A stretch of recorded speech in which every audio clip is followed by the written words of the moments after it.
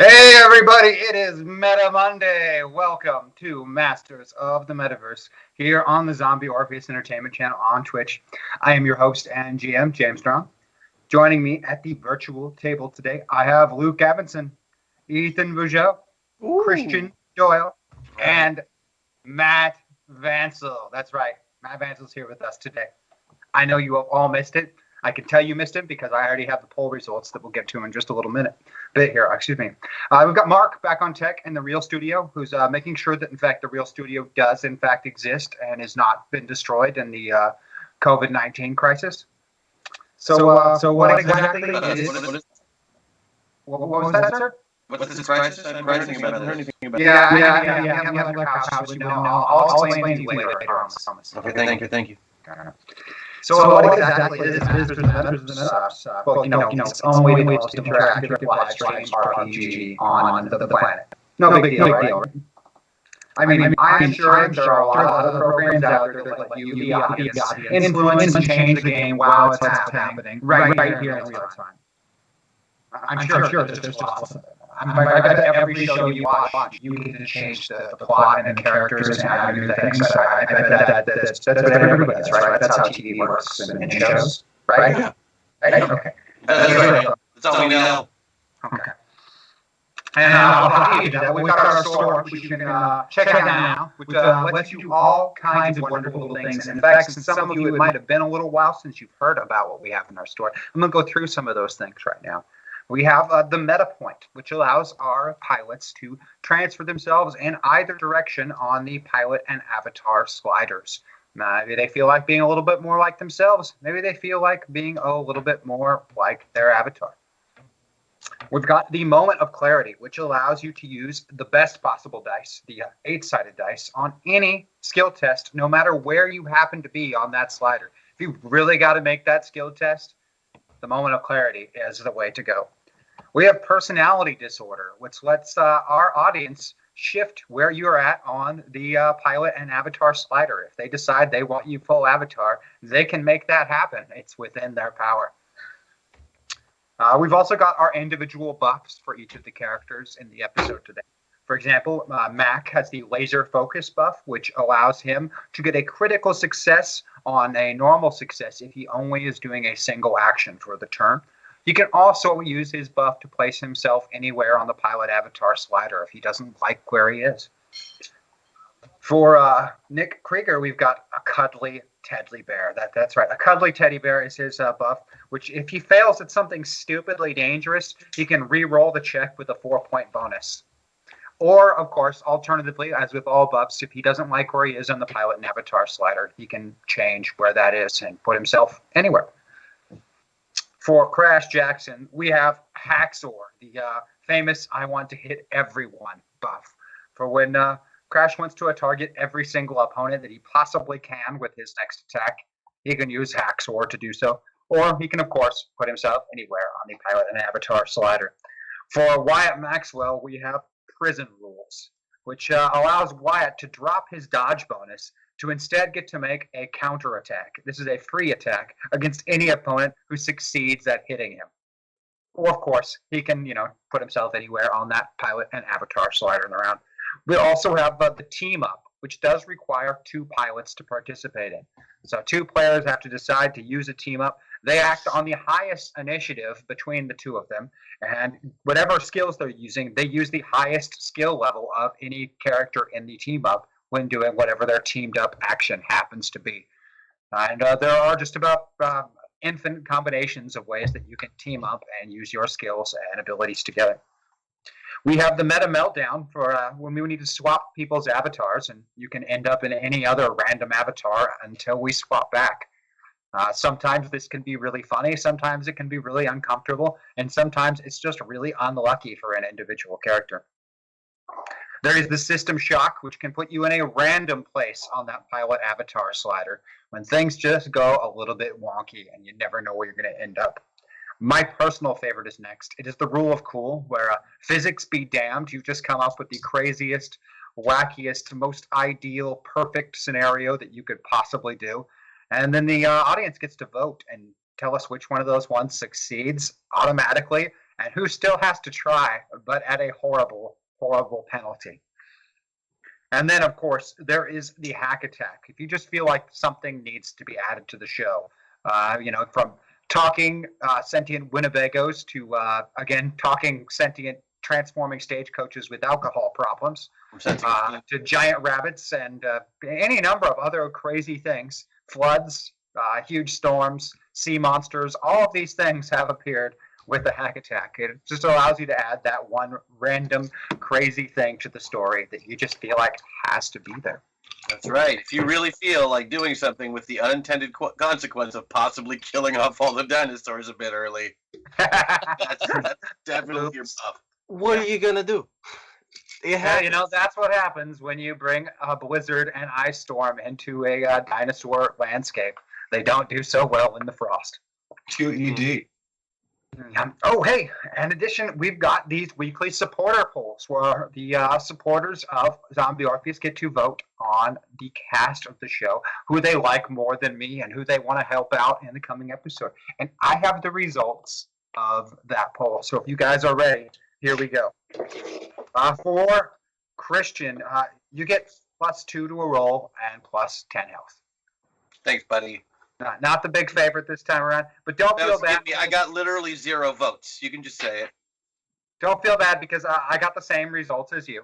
No, you got one more than me.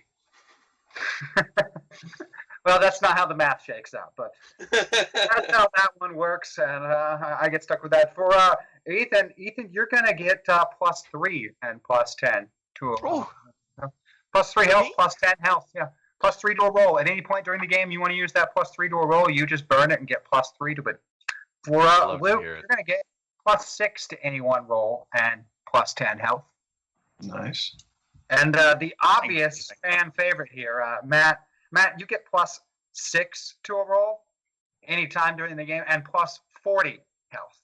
Ooh. Yeah, you've got a little bit of an extra bullet cushion there should bad things happen to you. When, James? When bad things happen to me? Oh, and speaking of supporters, you've played before. That I have. I've got some special supporters I'd like to thank. Kerry Wiley, thank you. Frank Tuttle, thank you. Thank you, Frank.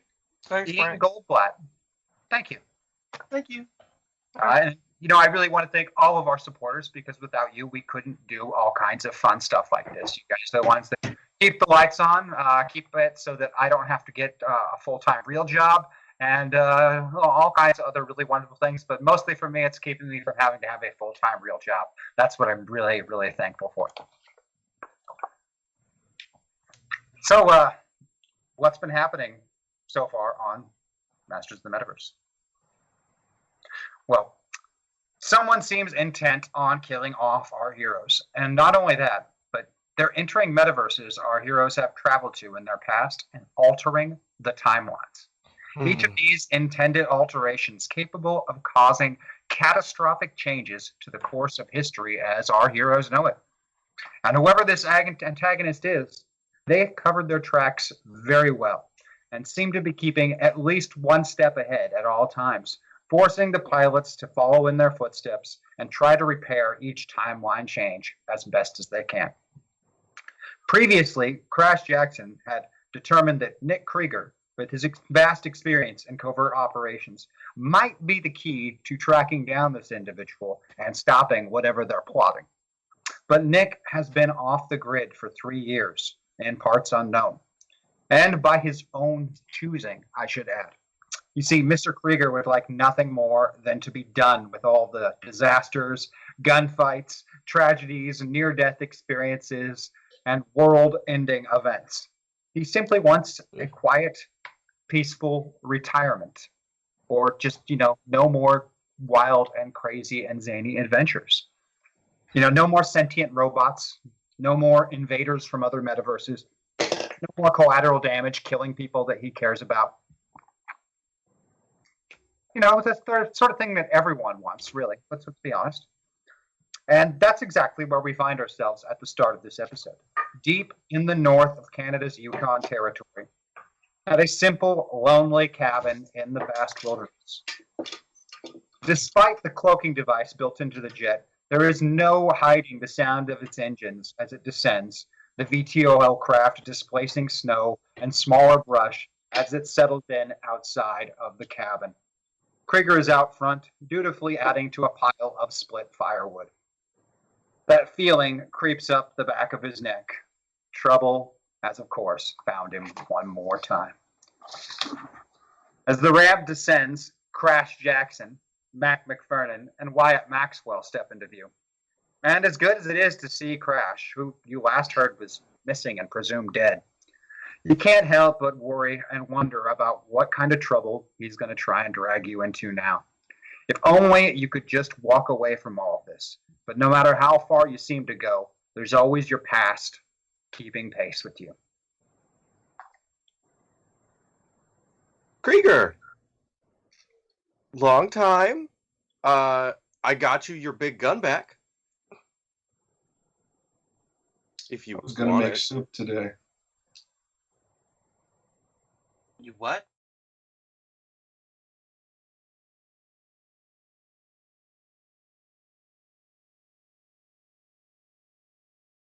There. That sounds very nice. Yeah. Yeah, caribou soup.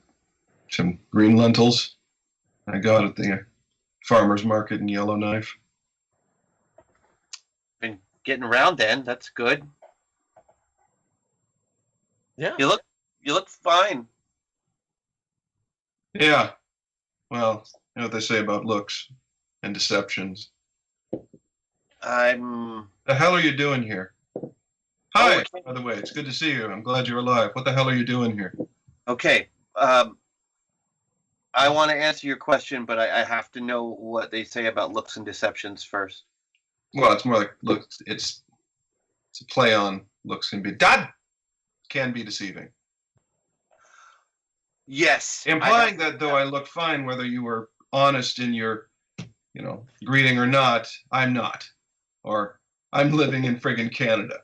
Yellowknife is the big city now, and I'm eating goddamn lentils. I'm not okay.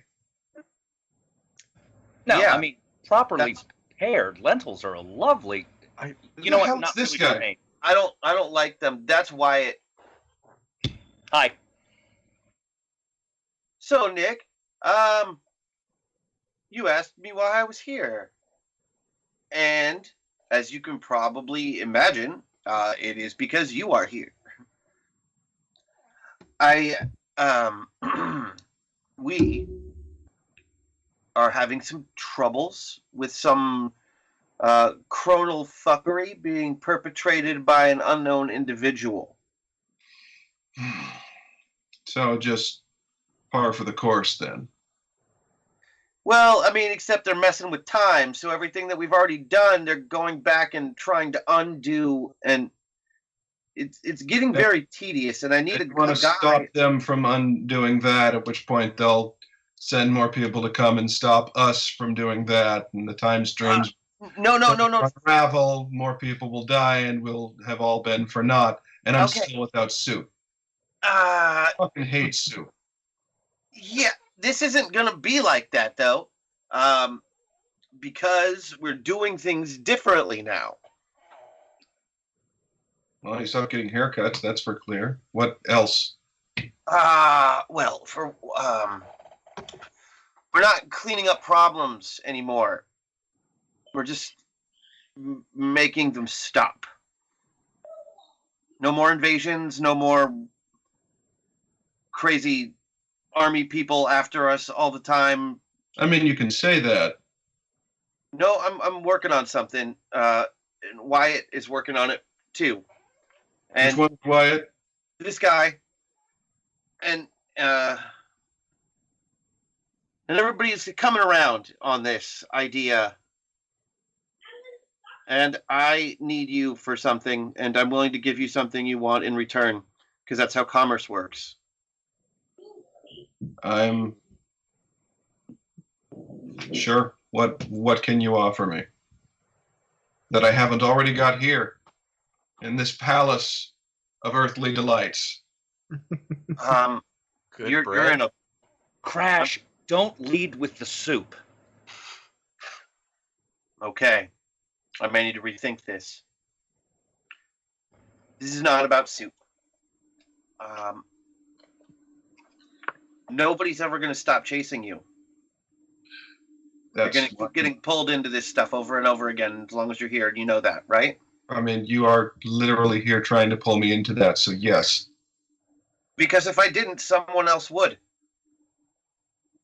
And at least I'm on your side. You want to see the ditch where I bury him? Hmm? Do you want to see the ditch where I bury him? It's getting kind of full. No. Had to I move don't. twice. I So, probably should have saved their stuff, but you know, the permafrost sets in. so what? I know I've explained this a little bit before, but our metaverse is considered prime right now. Mm-hmm. And because of that, we are given certain leeway with certain metaversal travels and also have full access to Arena. Do you know what that is? Enlighten me. So Arena is a place that has gateways to any other metaverse you can think of or may have visited. It's kind of a meeting place for pilots. Do people, I don't know, fight there, maybe against their will? They used to, Okay. You know, That's I why. guess that, because the name Arena. yeah. The It was a worst good name guess. is usually what sticks. Yeah. Mm-hmm. You haven't renamed it yet. Anyway, nobody from here can follow you there And you know that how? because only 3 people can get there physically on this metaverse currently. From there, you can go wherever you want and not tell anybody. I can give you a map of where the doors go. I mean, not all of them, but at least the ones we know about. Then nobody bothers you. Hmm. Well, I mean, it'd be hard to leave behind the homestead I've built here. Mm-hmm. It's really nice. Don't bullshit me, kid. And, you know, all the lentils you can buy from the nearest small town. So let me get this straight. You're going on another mission to something, something, people, bad, something, something, time gates and arenas, and I get to go off and live somewhere even more off the grid that people can't actually physically travel to. Well, there will be people there if that's the kind of place you want to go to. You can go to a big city and live whatever kind of life you want. I mean, I got Yellowknife just 6 hours down the road, man. I'm pretty covered. Yes, it certainly does seem it. you don't have to do this, but if you don't, somebody else is going to come for you. You shouldn't have to run all the time or, kill idiots. You're a hero. You haven't really gotten treated like one.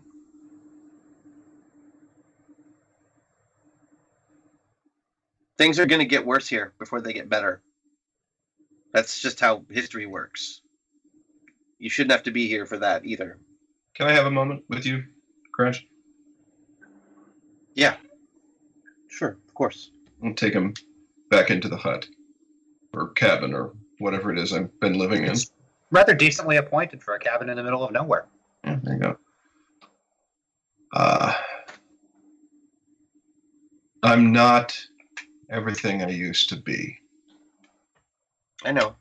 I've been losing more of myself faster. The memory, it starts about midway through Yosemite. Like King Teddy's the last thing I remember, or the earliest thing, I should say. And even then there's gaps. Well, there isn't anybody like you. You're a little like Tom in a lot of ways. And somebody's always going to try to use that as long as they know about it. Yeah. And you're just going to keep getting less and less of what you were. And you know why? It's because what you were doesn't matter. Who knows? Were you a weapon? Were you an experiment? I don't know. We're finding out more every day. But I don't think the truth of that matters. I think what matters is what you do, and you deserve at least a shot at happiness, Nick. I'm making sure that everybody else gets one. You're offering me candy, kid. Happiness isn't sustainable. It's not a goal. No, it's not. It's a possibility, though. You're not hearing what I'm saying. I'm not who I used to be. Okay? I'm not just losing memories. You know, the whole is more than the sum of its parts. What happens when those parts change? Right? Like if you are who you are now, the summary of your life's choices and experiences, what happens when some of those fall out and they get replaced by ones that aren't yours? Because nature abhors a vacuum. So if I'm in somebody else, I absorb some of their memories, and all of a sudden, the summation is being drawn from a whole bunch of different parts, and I I don't know who I am or what's real. What's our fragments of dreams and what I watched on Nick at Night, you know? Nick, you think I don't understand that? I got 6 other people living in my head all the time. Most of my memories aren't my memories. I'm telling you this to protect you. I can't be protected anymore. I've made my choice. I'm walking my path. And I'm doing the nicest thing I know how by not asking you to walk it with me. Just help me one time. It will be terrible. It will. It's going to suck. You know why? Because every time that this guy has done what he's done, we have to go to places that we have been before and make sure that something terrible happens so we can go fix it later on in the timeline. This is not going to be a fun trip. I don't know what we're getting into exactly. I do know roughly where we're going. And it's the same group of yahoos that just invaded our whole dimension and tried to take over our world. So whatever we do there probably involves helping us help them win. This is going to suck. You don't exactly know where you're going. Revenge is involved, and it's going to be terrible. No, not revenge. Making sure that, I guess, I don't know, that the bad guys win, I guess, so we can go be good guys later. This guy, whoever he is, this person, this thing that's doing this, clearly knows some of us at least. But nobody knows you. Your plan is not a plan. It's a goal. Yeah. It's very light on specifics, and it probably doesn't have a chance in hell of succeeding unless you have a bit more guidance. Yeah. You tricky bastard. How long will it take? Wiser, I guess. Doesn't hurt having a god living inside your brain. That's something I must have missed. Yeah. How long will this take? Doesn't usually take long. We won't be in the metaverse for weeks. We'll be there for days. It's a strike mission. Can I bring this body? I've kind of gotten attached to it. Even gotten a couple of tattoos. You can take that body with you when we take you home, wherever you decide that home's going to be. That's All right. you, for as long as you want it to be. Okay, well, the moment I jump out, he's probably going to burn this place down and run screaming to the psych ward, which is fine. Yeah, there's only so many around here. It should be easy to track him down. Yeah, pretty much. All right, let's do it. Really? Last time, man, I promise. What else am I going to do but sit here and deteriorate? I might as well take some people with me. Right on. Welcome aboard. I'm glad to have you. Thanks. Now, who the hell are these two? Or those two, because they're outside. Which I Wyatt know. Maxwell, Class 3 Metapilot, good heart, but Mhm. isn't afraid to play dirty. You've met Mac before. That's Maddox's little brother. He's just a few years older now. Right. My He- God. Yeah, he's gotten better at full sentences and just about everything else. Patrick really raised him right. How is Patrick? Insane. Don't tell him I called him by his given name, okay? Nope. We just mostly nod at each other. We don't talk a lot anyway. Not many people like him. I like it. You'll have to tell me why someday if you feel like it. Let's get out of here, huh? Do you need to stamp out the fire or do like a bird call or something to let people know you're leaving? No, I want to go in there and make I've got a bucket of blood. I want to put some cryptic runes up so when the guy wakes up here, he just is completely Oh out of yeah, it, right? that is diabolical, and I love it. I found a couple books in Estonian that I left out, like with pages circled and tacked up on the board over there. Here, let me pull the curtain back, show him. He's gonna, oh man. That should be fun. Oh yeah, I'm recording it too. It's gonna be a good playback. Yeah, we shouldn't leave your body here.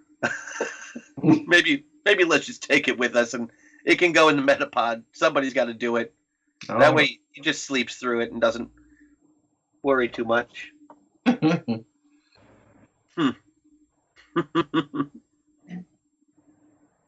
All right. Hey, everybody, he's in. Wyatt, sure- I think this is going to go great. I'm pretty sure Wyatt heard the whole thing. If I'm not mistaken, he's the god of super senses or something. That makes sense. I got the vibes. You two were not having a great time in there. That's Oh, the no. It's really fun. second God reference I've heard in like 5 minutes. Do you speak Estonian? No. I don't Okay. actually I don't know. I may have at one point. It comes back. Huh. Yeah, All no, right. we went to a metaverse where we had to inhabit gods at one point of different types. Some of us bonded that worked better for some of us than others. That was actually at Arena, which Crash spoke of earlier. Yes. You were eavesdropping. He can't help it. No, wait, you were actually around the fire. Sorry. Whew. And Well- off you go, loading Yeah. up into the jet and heading back south. Along the way, I think you learn that things have changed quite a little bit. Crash is now part of some kind of actually sanctioned government task force or another that works around the world.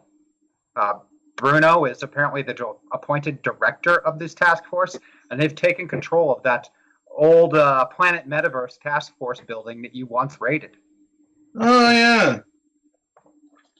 I And remember it's that. apparently now their base of operations. They It have does the job. a congressional appropriations committee and everything attached to them. You're kidding. Oh, no. Bruno did all the work. Oh. It's okay. It's definitely not home yet. We're gonna need Fierce, a new base of operations when everything goes down. Here's radios from the cockpit up front. Mr. Jackson, the director, Mr. Wells, Lady Aquamarine, and Mr. Stone have successfully returned from their mission. Sounds like everything went according to plan. I'm a little sketchy on details here. The director has requested a status update, and he says he's also got some new information to share when you return to base. Okay, we'll do a debrief before we hit the pods. Thanks for the info. The flight is swift and uneventful. When you arrive at the base, you find it mostly deserted. Patrick is, of course, still there at the front desk, where he seems to never leave. Nick, Chelsea. you blimey bastard.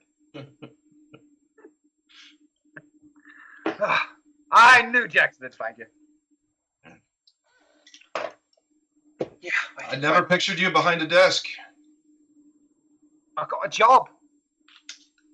I get paid, Congratulations. and I'm not wanted anymore. That's what strange universe this is. It's a little Weirdly- unbecoming. I'm a Weirdly, I government still agent, am. not a terrorist. Well, good on you. Apparently, Bruno has left the building, but he's left behind some files for you to look over. Mm-hmm. Let's see what you find in the files. It looks like Bruno is 100% certain that the individual behind the previous assassination attempts on pilots is the same person attempting to alter timelines. I mentioned something about seeing a pilot inhabiting an avatar in another metaverse that was the same individual. He also is starting to believe that it might, in fact, be a personal vendetta against Rhodes rather than some staged attack against yourselves. He's still 50-50 on the fence there. All right. I look forward to hearing more from him when we get back. And there, of course, is the data from the latest information they've got from Rhodes indicating the altered timeline in Metaverse 00742. Well, at least that checked out. It looks like that this time it seems to be a disastrous and rather personal attempt to move on Rhodes and cause all kinds of chaos with his absence. The latest target, Metaverse 742, approximately 600 years before the invasion. Oh, goodness. The Trinity would be consolidating their power at this time, had the timeline gone without interruption. But now it seems distinctly possible that they will not achieve that goal or even perfect the cloning process that would eventually create Rhodes. And the Trinity was the invading force that controls 742? That is Is that right? correct. Yeah. So it seems that you're going to have to help them regain control of their metaverse. All right. Hmm. That sounds super easy. There's also a leftover message from Rhodes that indicates that he's isolated the travel signature of your adversary, and now it will be capable of tracking his every movement through the metaverse. Perhaps giving you a chance to catch up to him and stop him as opposed to just cleaning up messes. Love it. Wouldn't that be nice? So by stop him, what do we mean? Hashtag Crash Buff. Don't know if you can hear us, Crash, but Zendesk is last class 5 from Prime. For whatever that's worth. Thanks, Merc. Thank you, chat. And I believe Nick just asked a very important question. Yes, just take care of. I mean, that's not cover your ass lingo, is it? Like, let's resolve the issue, maybe neutralize the problem. What are we? Are Are you we killing asking this if we're guy? going to kill this person? That's what I'm asking. Not the plan. And how am I supposed to help? We just got to either get him out of there or fix the problem if he's already gotten out. Make sure that 742 and the Trinity goes on to fight another day, I guess. But if we can get a little more info on him while we're there, how he's moving. Given that we have tracking on whoever this person is at this point, do we have any history of where they've been recently? Only the locations that other members of your team have traveled to correct timelines so far. Okay, so we haven't found any activity outside of those that Still have been doing some back tracing, hasn't isolated every prior incident, but is able to know immediately when he is traveling now. And as was pointed out by chat, one of the most recent discoveries they have is this person, whoever he is a metapilot from Prime. Which means no, we're not going to kill them.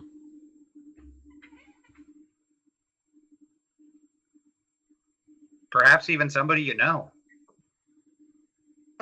Given there's only a handful of metapilots from Prime, that seems a fair assumption. that might have changed in your absence. Yeah, there's a lot more of us now. I'm just going to basically need a little bit of box text before we go into any sort of engagement. Box text is a reference to role-playing games of the... Are they still doing those? Yeah. Like before an encounter, they'd say, here's what's going on in them, challenge rating, here's what you need to know so you don't colossally fuck up in the opening moments. Yeah, we always get that luxury when we go in. It's literally something that's never happened. Okay, well, I'm going to sit back and study. So, Anything you want to Anyway. fill Nick on? Anything you want to fill Nick in on there for his box text crash? I'm sure Nick could love to hear all about all kinds of things in the recent past.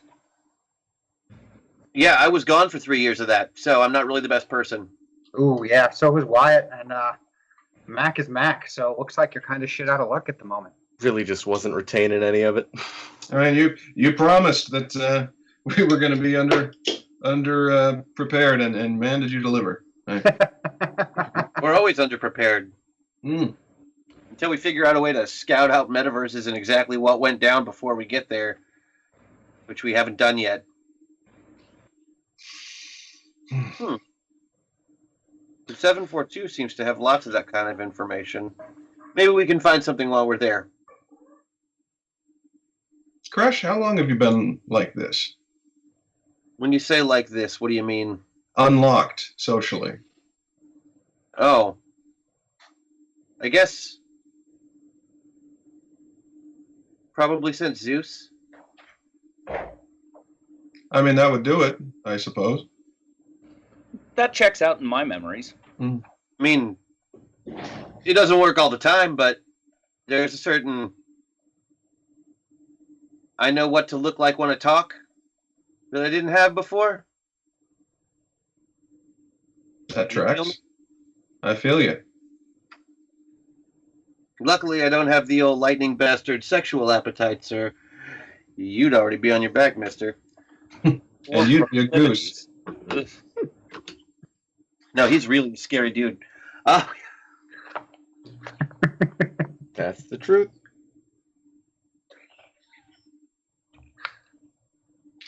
All right, so we're on our way to Metaverse James Bond, the ultimate question, right? Yes, 00742. 742. What do we know about 742? At least 600 years in the future from where we're going, it's very technologically advanced. Everybody is a clone. It's where Zenda came from. Yeah, they were suppressing Mars for a while, but that's going to be in like 600 years, so whatever. We have no idea what to expect. Yeah, At least we know. Timelines are weird. Thank you, gentlemen. I somehow feel less prepared for this now after having this conversation. Yeah, Here to I help. foresaw that. No big deal. Well, Metapods await. unless there's anything else you want to do first. Can I put some carpenters on while we're in the Metapods? Yeah. All right. Take it away. And into the metaverse you travel, the white lights surrounding you, and finding yourselves in avatars, the strangest of avatars, clones. Each and every one of you, cloned soldiers, indoctrinated, loyal, highly trained specialists. All four completely physically identical to each other. And strangely enough, looking very, very much like Crash if he was 20 years younger. And hey, let's do a system shock since we're hopping into the metaverse. Put you in a random place on that slider before we begin. Ooh. I'm going to start with Crash. That's me. And Crash is going to be one away from full avatar. We're going to go to Wyatt after that. Wyatt is going to be exactly in the middle. 50-50 split there. For Nick is actually going to be starting full pilot in this metaverse. Hell yeah, screw these stupid ass avatars. I'm in charge here. You guys still haven't figured out how to maintain yourself? God. And for Mac, we're going to start Mac in full avatar. Ugh. I haven't done this a lot. Each of you is currently piloting some sort of sleek flying aircraft, hurtling at rather breakneck speed over open water. Who There are is everybody, by the way? I know We're we're all all- clones. wonderful, wonderful clones. Yourself is 11, Wyatt is 13, Nick is 17, and Mac is 7. Here. All 4 of you from the Jackson series. Lucky 13. Things The just Jackson keep 4. looking up.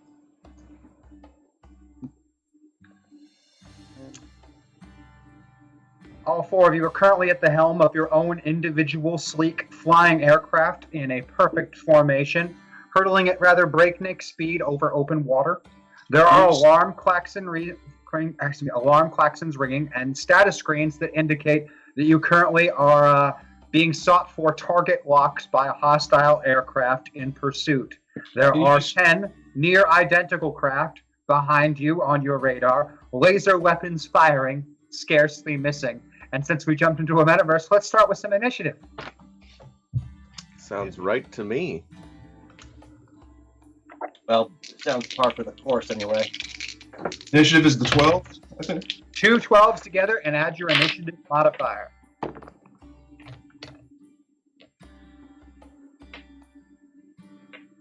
I have a 12 total for Mac. All right. 23 for Nick. 21. Mine is also 23. Excellent. Well, Nick and Crash, between the 2 of you, one of you is going to go first. Nick, All right. All right, Nick's going first. Just a few quick glimpses first, if I may. Can you describe the aircraft we're in? Yeah, What is they it? are really high-tech looking. They look more like something from a science fiction television show than anything you're familiar with in the modern world. Okay. Uh, What is it, Goblin? Come here, honey. Sit. Come here. we have a visitor. Say hi to everyone. Hi. hi. All right. Nick. You really think that you're in control here? Hi, honey. There is only CH8 control. Can't be with me right now. honey. 4x hashtag personality to avatar. Uh-oh. Oh, Was that thank you. 4 times Nick personality to avatar? Oh, jeez. Sorry, what? A member of chat just pushed you 4 times towards a full avatar for Nick now because of a chat purchase. Chat has Oh. just purchased you all the way into full avatar, Nick. Oh, good. Just about the time you're getting that glimpse of wondering about these sleek aircraft that you are, of course, intimately familiar with, having spent more than 400 piloting hours flying the Lancer class fighter craft Okay. that you're at the helm of. And while you're not an expert pilot yourself, you have spent plenty of time behind the helm of these. And being a well-trained soldier, you are not very worried about 10 craft being piloted by non-clone pilots behind you. I mean, they aren't clones. They don't have your training, your experience, your reflexes. They are genetically inferior as they are free births. All right. How tight are the free births flying behind us? They are in formations of 5 together, 2 formations of 5, done Like in a- V, like a V formation. Like a V formation. Okay. One slightly ahead of the other and slightly lower in altitude. Okay. Well, I will. I'll fire countermeasures to blind their sensors, and then immediately shoot a missile at the lead one behind us, or whatever the equivalent is. Once the I'll sensors start screaming about the countermeasures. I love it. I'll take a piloting check for the use of countermeasures. Beat it by 3. Beat it by 3.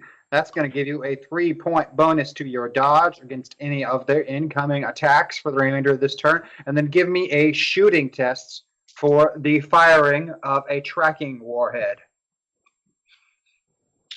Would that be fighting? No, shooting. I see. Shooting, sir. Shooting. Beat it by 2.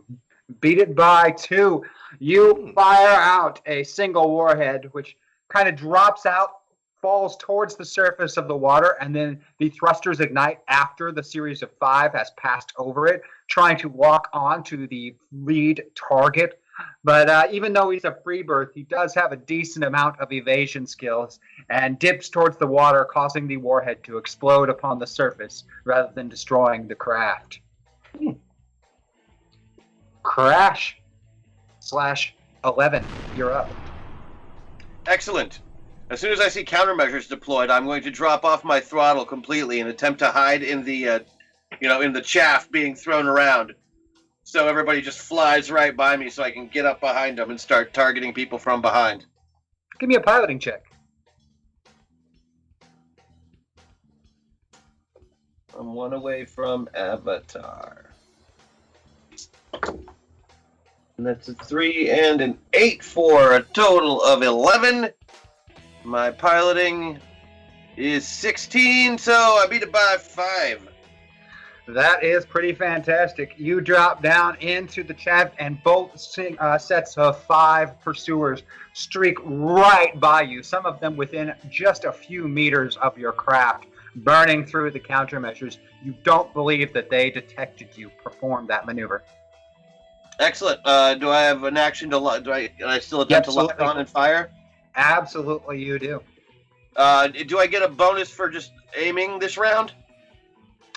You are attacking from surprise in this case, so you have a 4-point bonus for the surprise with your shooting test. Excellent. I will attempt to grab the tail craft off, hopefully without anybody noticing. Lasers or warhead? They're gonna sense missile lock, so I'm going for lasers. All right, free I don't fire. want them to know. I don't want them to know I'm behind them until after a couple of them are gone. That's also an 11, but with a 4-point bonus, that'll make it a 7, which means I beat it by 7. Beat it by 7. It is a perfect series of shots, and in a 4-shot burst of laser fire, you slam into the rear of the furthest most craft in the V, and the tail wings on it and thrusters in the rear disintegrate, causing the ship to crash into the ocean surface. And since it's traveling at a little over 1,000 miles an hour, it breaks apart into hundreds of pieces upon the surface, completely destroyed. Mwah. Are those red things? Those are candles, honey. Come on. It's an excellent. That shows that there's missile lock, sweetie. You're gonna want to sit back. Wyatt, you're next. Okay. So outside of the lasers and missiles, how familiar am I with what this ship can do? They have a top speed of approximately 1,200 miles per hour within atmosphere. They are capable of leaving the atmosphere, but are not designed for sustained space travel. They do not contain any form of magnetic shielding or laser-based shielding, but are fairly stout aircraft that can take a little bit of an abuse. They are designed primarily for maneuverability and speed, and due to their small profile, if kept low to the surface, they are almost undetectable on a radar system. They are among the best fighter craft in the world. Okay, I am going to try to stay out in front and just become as difficult of a target for them to lock as possible. Hopefully to try and keep their focus drawn ahead of them rather than noticing that they're getting picked off from behind. So with that, I would like to vary speed and location as much as possible. Just making sure that I'm staying well ahead of them rather than falling back. Give me a piloting check. And I am actually going to use a moment of clarity on this. There are 4 in the store, so it's a good time to use one. Oh, yeah, and beat it by 7. Beat it by 7. All right, you're going to get a 7-point dodge bonus to your dodge for the turn against any other incoming attacks as you perform some incredible evasive maneuvers. And then I am going to go before Mac/7 because I beat him on initiative, and Just that fine. could be bad. On you. They still have not realized that someone has dropped down behind them, so the remaining 9 craft are focusing their fire on the 3 of you that are still out front. 2 of you have dodge bonuses added to your dodge bonus currently. So we're going to do some shooting first at 17, alias Nick Krieger, who has a 3-point higher dodge bonus than is currently listed. We're going to have a success by 4, which means that unless you only have a 1-point dodge bonus, that one's going to miss you. Let's see, dodge. Where are you, dodge? Plus 2. 2, okay, so it was a close one, but not a hit. Again, just barely missing you, the exact same result, and then significantly worse. A series of laser fire just streaks all around the outside of your craft, but none of them managed to score a hit with your evasive piloting maneuvers. 3 of them attempt to engage yourself, Wyatt. You have a 7-point bonus to your dodge, which is going to make you virtually unhittable in this particular case. But it's still possible. A success by 0 and a success by 5 are not going to beat those dodge bonuses, however. Mac, on the other hand, /7 might have a little harder time. What's your dodge bonus currently at there, 7? Quan 7 has a dodge bonus of +4. 4. All right, so I've got to get higher than a success by 4. I've got a success by 3. Get out of here. A success by 1. Put it in the garbage. And a failure by 3. Straight Just in the bin. tremendous amount of laser fire coming by all 3 of your craft, as all 9 of them just opening up with everything they've got, but they cannot seem to score a hit on your 3 vessels as they race along the waterline. And that's going to go to you to finish us out, 7. Great. 7 is not an incredibly fancy flyer, even if they are competent, so I think they're just going to try and take a general slow upward curve, and then slam whatever hyper-futuristic inertial dampeners they have available to them on these craft, and spindle straight back around to have a nice open firing line on the remaining ships that are following us. So you're going to perform a very fancy 180, is that what I'm getting? That is the plan, and I will Okay. be splitting my action since I only have 1 attack per turn in this avatar. All right, give me the piloting test first to perform I will, this and- rather incredible 180 maneuver. Absolutely. And due to my cybernetically enhanced reaction time, I only have a -1 stacking penalty on splitting actions. That is going to be a success by... Let's see what that turned up. Success by 4. All right, success by 4. You are able to perform this incredibly intense maneuver, which would cause a free-birthed human to, of course, black out from the G-forces, but you have been Of course it specifically crafted to withstand such powerful effects. So things just dim for a slight moment before you're pointed directly at your aggressors. I am engaging the undesirables, and I will start lighting them up. How many shooting attempts are you making here, sir? I'm gonna make just a solid 3. Okay, 3 seems good enough. excellent. First one, even with the large stacking penalty, will be a success by... That will be a success by 10. That is a critical success. Okay, next one. Next one, is going to be a success by 5. And the last one. And the last one is going to be a success by 3. All right, the first shot is absolutely perfect. You directly hit the cockpit of the pursuing vessel, disintegrating it under extended laser fire. Transferring targeting to the second one, you blow the wing off of it before clipping the third one.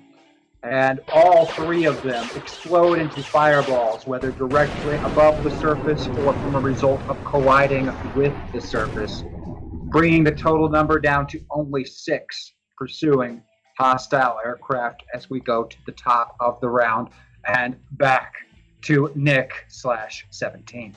Efficiently done, 7. Continue the good work.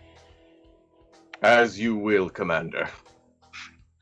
Wait a minute. Now these pursuing aircraft, are there any vents or intakes leading to the engines of the aircraft of these disgusting Absolutely. rando-gened umbilical jockeys? There, in fact, are. Aha! I'm going to come on, say lame duck, entering lame duck. And then because I dodged 3 near hits last time, I'm going to turn off heat sinks in that wing so it starts to smoke. I'm going to limp so it looks like I'm heading down towards the water and just barely keeping my nose up. And I'm going to take I'm going to put my next warhead on manual detonation. And then when the Disgustos close in on me, I'm going to drop it into the water and detonate it, causing a big wave to hit their intakes and suck a whole bunch of water into those engines. Brilliant. I like this quite a bit. I'm going to have you do 2 distinct separate piloting checks for that one. All right. Well, that's a beat it by 8 for the first one. And That's the pretty second good. one, I'm going to use that plus 6 to beat it by 6. A success by 8 and a success by 6. It is perfect. They close in on you, seeing you as a wounded craft as you fake your way, limping towards the water, detonating that warhead at the last second. It explodes, putting up a huge fountain of water. And the front 3 aircraft in the remaining first formation are just covered with the wave. The first craft, you're not even sure if getting into the vents matters, but the impact of hitting the wave of water at 1,000 miles per hour wrecks the entire front of the cockpit and shears one of the wings off, causing it to hit the water and roll and bounce across it at several hundred miles an hour before completely disintegrating. The other 2 are completely covered by said wave, which causes an immediate gout of steam, followed by smoke and a major loss of power, as 2 more of them make a rather uncomfortable but possibly survivable splashdown landing into the ocean. Gentlemen, that is 3 hits on 2 shots fired for an accuracy of 150%. Excellently executed. And well bragged, 17. Well bragged indeed. All right, so that's going to go to you, 11, being next. There are only 3 remaining hostile aircraft. So you're telling me that in order to beat you in this particular exercise, I have to kill all of these with 1 shot?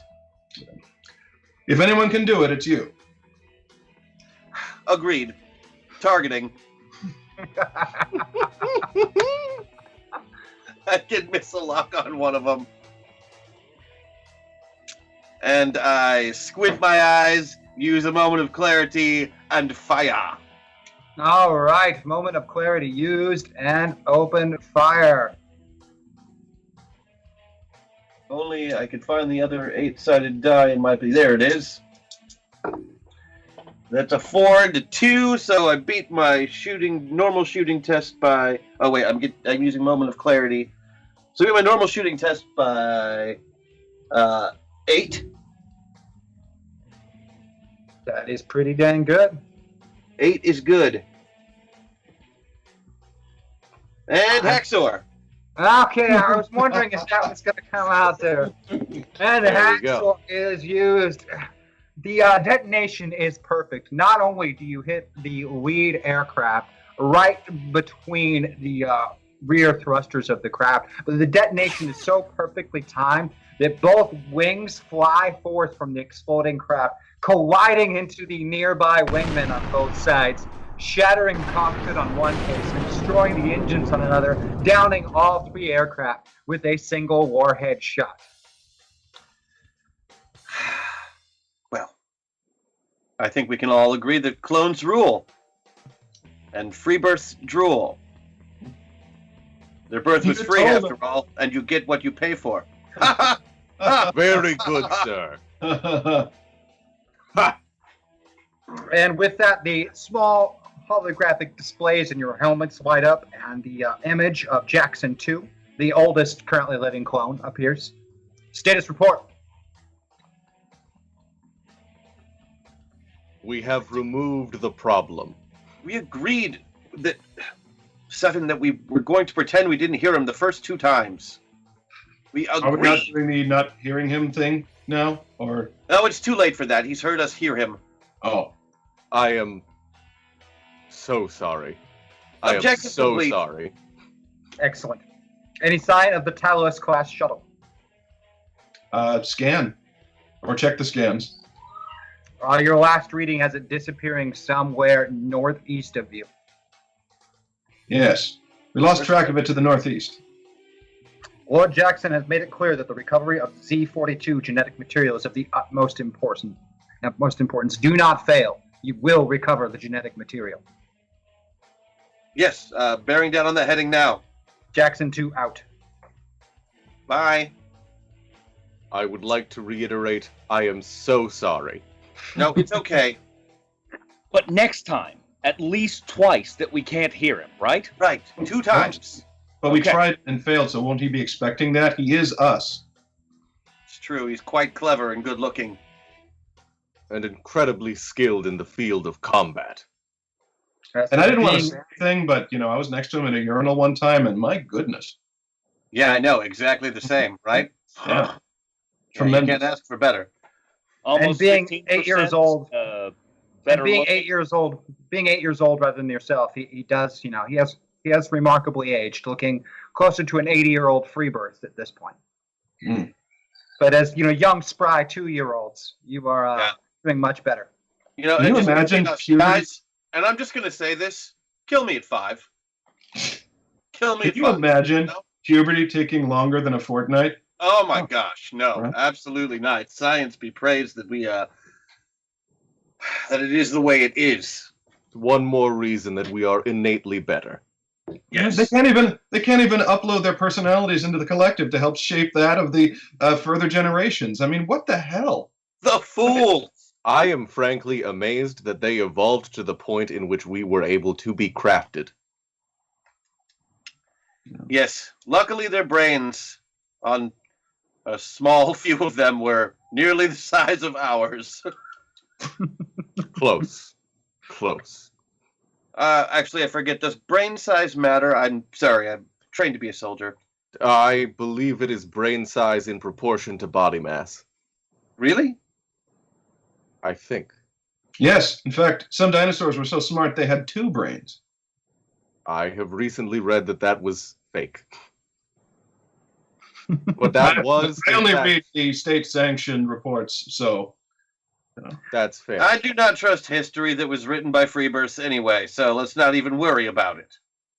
They get Ahead. most everything else wrong.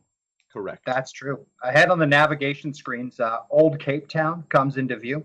It's a stronghold of the uprising within the occupied zone, heavily fortified and defended. And from your technical readouts, looks like this is where the Talos shuttle disappeared to, somewhere within Old Cape Town. You know, what's our protocol? Are we to go into stealth? Are we to set down and continue on foot, or report back? Mission discretion is left up to the 4 operators in question. Recovery of the genetic material is the requirement. Old Cape Town, as being part of the uprising, is distinctly considered hostile to yourselves, however. we're going to need disguises. That's fine. We should land and find pillows for the insides of our sweaters so we look like fat slobs. Different pillows. We can't all get the same size pillows or we'll just look like clones again. Now, did Remember you when we tried that last time? I got Yes. shot 3 times. In the pillows twice. I remember. you remember the memorandums that we are not to pretend we are quadruplets? They're on to that scheme, and it has Right. not worked well. It We are worked also not very allowed to be well tall the twins in first time. trench coats anymore. According to Honestly- your latest intel briefings, Old Cape Town is more than 100 square kilometers of the southern tip of Africa. The Just place tip. is considered to be a massive mess, mixed with old industrial zones, ancient buildings, habitat places, along with tall, pristine spires, garbage heaps, junkyards. There seems to be no rhyme, reason, or order to the way these free births have their cities laid out and the way that they live. And it is also rather disorganized. Certain areas rather well defended and extremely dangerous, and other areas little more than people squabbling to survive. I hear the musk is terrible. Oh yes, in most places. But this is what you get. Look at this. Unfortunately- Look at this absolute disparity of wealth. The free births were not. I, for one, am glad we were designed to have non-aromatic sweat. As am I, Seven. As am I. Personally, it's a little bit toasty down here. The good news is, as horrible and filthy as this place is, we can save these people. Once everything is under our rule, order. Think of it. City blocks, exactly a city block long. Everything will be incredibly easy to navigate. Socially and physically. Hashtag MetaPoint, isn't it strange? Feels like him looking in the mirror. What would people say if only they knew that I was part of some geneticist's plan, born to be a carbon copy man? Carbon copy man. Thank you. Thank you, chat. And we've got 4 meta points now in the story. If someone wants to move themselves along the slider, those are there and available. I'm having too much fun. What Sorry. to do next? Well, we need to find a place to land and stash our craft, as escape is necessary for this plan to work. Indeed.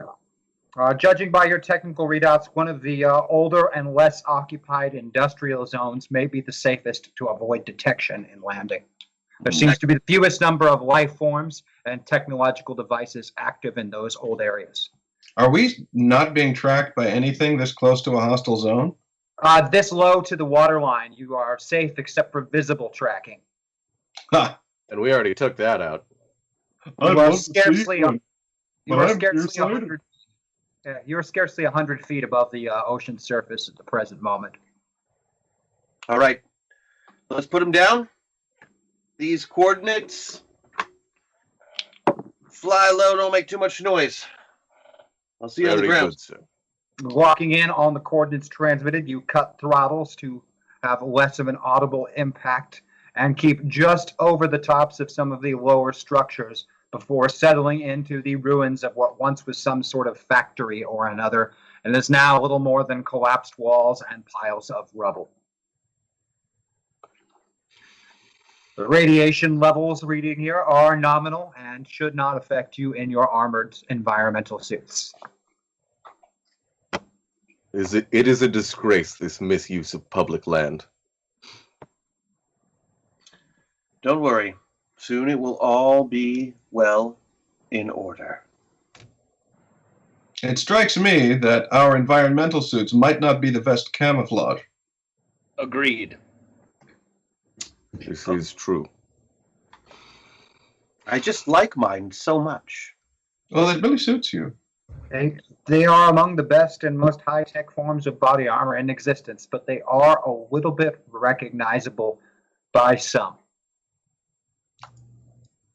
I really do not want to get rid of it. Personally. Oh, Perhaps if you accessorized it with local paraphernalia. absolutely. Ding it up a little bit, maybe, I don't know, throw me into a couple walls to bang up the armor a bit, get some dents, paint scratches, re-spray paint over it. It could look like reclaims. Yes? From the 17, intelligence your reports, adherence to continuity is admirable. From We the have intelligence discretion. reports, from the intelligence reports you've read, armor suits like yourselves are wearing are in high demand in parts of the occupied zone. They are considered valuable, and people of means often seek out to get their hands upon them for their own personal use, usually personalizing them, as Seven has pointed out. Hmm. Well, there we go. Hmm, I'd like to spray paint a red X on mine. It's That's my favorite pretty shape good. and my favorite color. It also provides better targeting accuracy. Unfortunately, that is also my favorite shape and my favorite color, so I will know, have to pick something else. You guys are not going to believe this, but that's actually my favorite shape and colors as well. That's Okay, look. I think we can all agree that red is objectively the best color. Oh, Yes! absolutely. correct. Only Yes. red all the way. Given that, perhaps we can choose different stylings. Let's just pick one at random. X. Circle. Heart. A bigger X. X.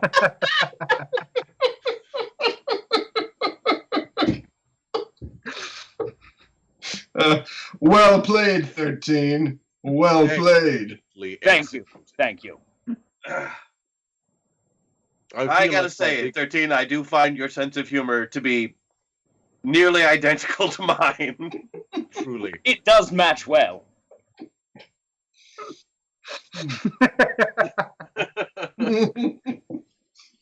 I think that my big red heart may soothe some of the free births into thinking that we are more non-threatening. And I should probably not have painted my red circle around this blinking light. Point. A short time later, you have customized your armor with wonderful new red shapes upon them. The radiation levels register as nominal still in this particular area. Not enough to be lethal without very long-term exposure. You're not reading very many life forms in your immediate vicinity, but there are some within a quarter mile or so. Hard to tell whether they're small animals or free birth humans. You are somewhere near the southwestern section of the 100-kilometer spread that is Cape Town. Well, I guess we should make ourselves more toward the center.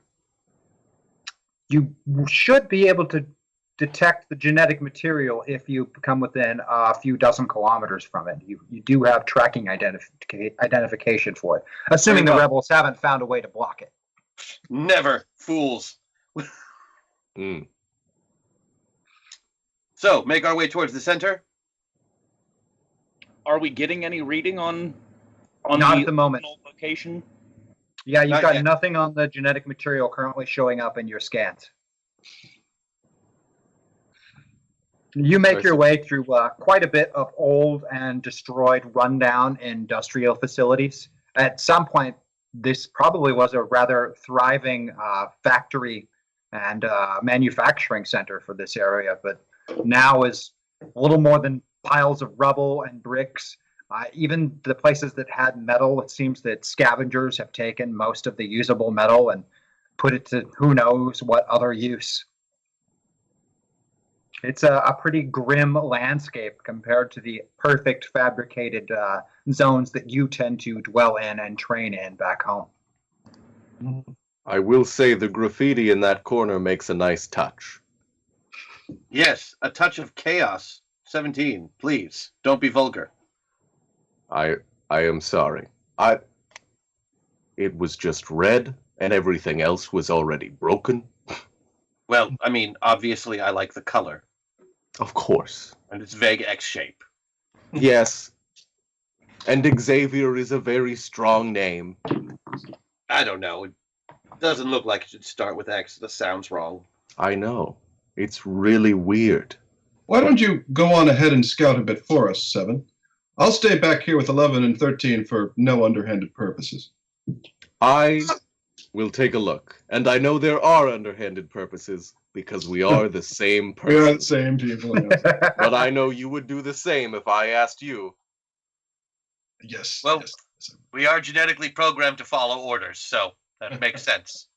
It is the unfortunate truth of the matter, but it leads to much more effective efficiency. All right, Seven. We shall see you when you return. All right, you move Less ahead, struggle. 7. Seven, wait! Yes, So you did it because I told you to. Keep going. very good, sir. You move ahead, 7, through some of the rubble, getting about 300 meters or so from your comrades. When you start to pick up more life forms, they're just at the edges of your proximity scanners. So within, 500 meters or so, but they seem to be shadowing your movements. You think that perhaps you are being followed or watched. I don't mean no trouble. I hate. Hold doing on. that. Seven, can you hear me? Yes, I heard acting. Are you all right? there seem to be a numerous amount of life forms surrounding me. Okay. At the edge of Continue scanner acting. readings. Keep us surprised. Now, gentlemen, are we at all concerned that 7 is going senile?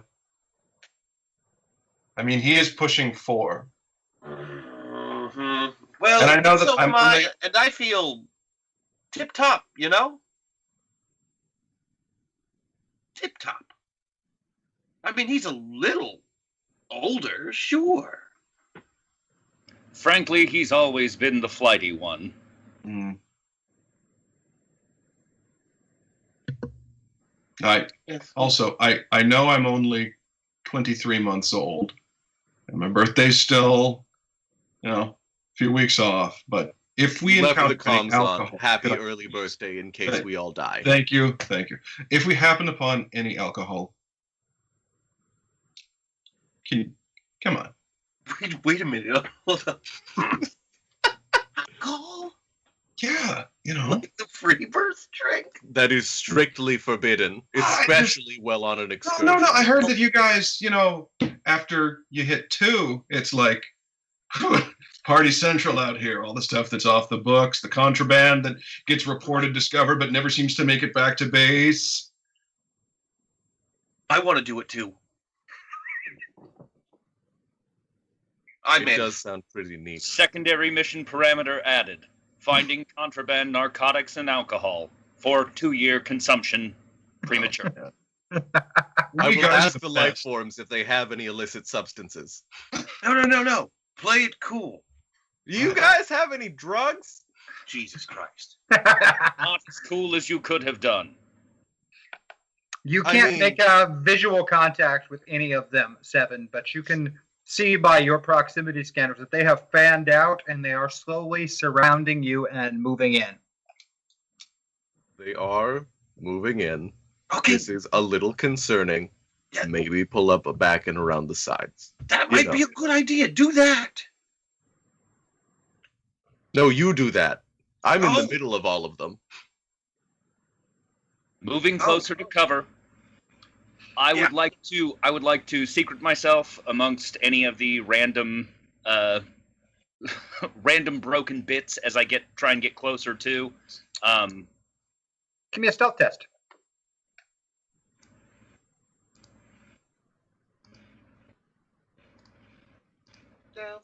Stealth test. Beat it by 3. Beat it by 3. All right, you make your way forward, and as you're doing so, you start to pick up some of the elements of these life forms that are slowly surrounding 7 and moving in.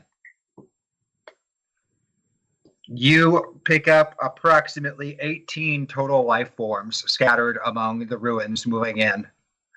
Not very well coordinated, but slowly tightening the circle around 7.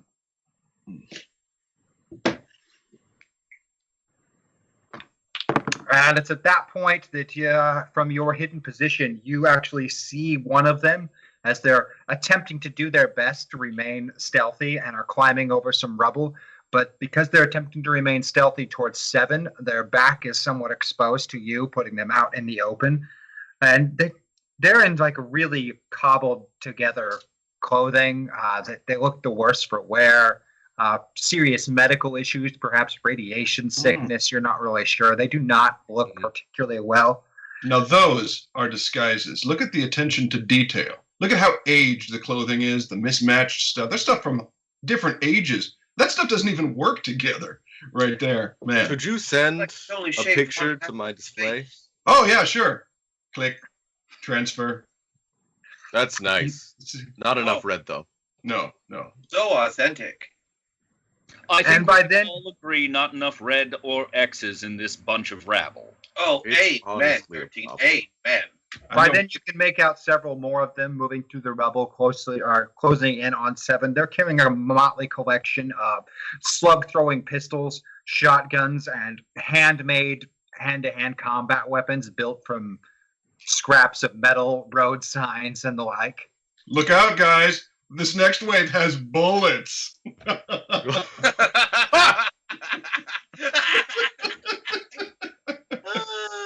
Oh, man. Oh. Absolute For non-starter. some reason, I find that exciting. I find Oh. the sound of it against our armor to be incredibly pleasing. I'm guessing that's the conditioning, the trigger that causes the pituitary gland to go into overdrive and release all the endorphins and adrenaline. Yeah, I but know it's not you a normal reaction for me. I don't really give two hoots about guns. But I Would you really mind like- excusing us for a couple moments there, number 11, while I speak to 13 and 7 on the side? Well, afterwards. Afterwards. Oh no, I'll step away right now. No. We're fine. We might want to destroy the miscreants first. Wise. Why don't we just scare them away? We could kill them. That also works. I Yes. will attempt to intimidate them, which will force them to focus on me. It's actually Yeah. at that moment, 7, that 4 of them nearest to you break cover, thinking that they perhaps have some sort of drop on you, and begin rushing across about 20 meters of open ground towards you with their pieces of like rebar and signs put together as crude hand-to-hand combat weapons. Would I have the time, using a split action penalty, to take one laser pistol shot at all 4 of them?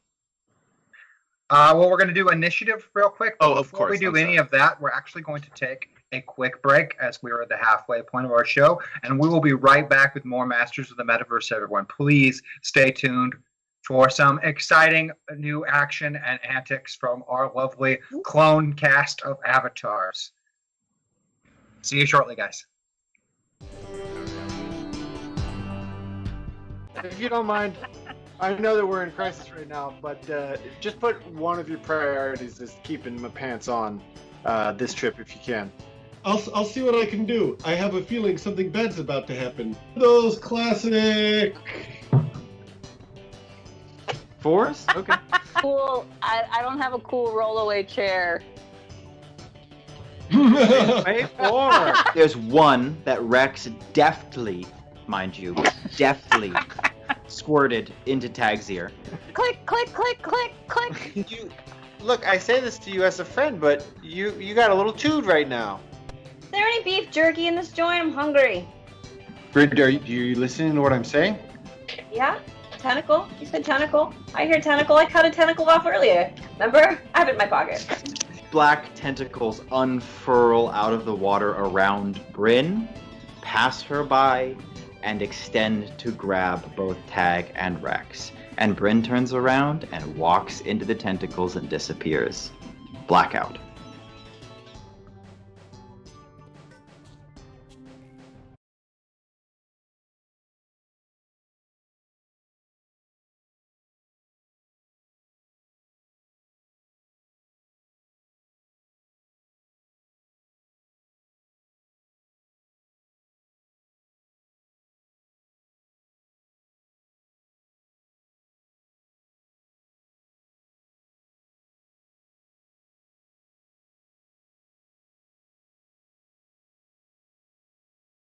Matt Vansel. Red card. Oh no. So you're out 5 minutes because you said by 5 p.m. Wait, actors are like chili. By 5 p.m. they're shit. Fair enough. It's a fair cuff. You, in.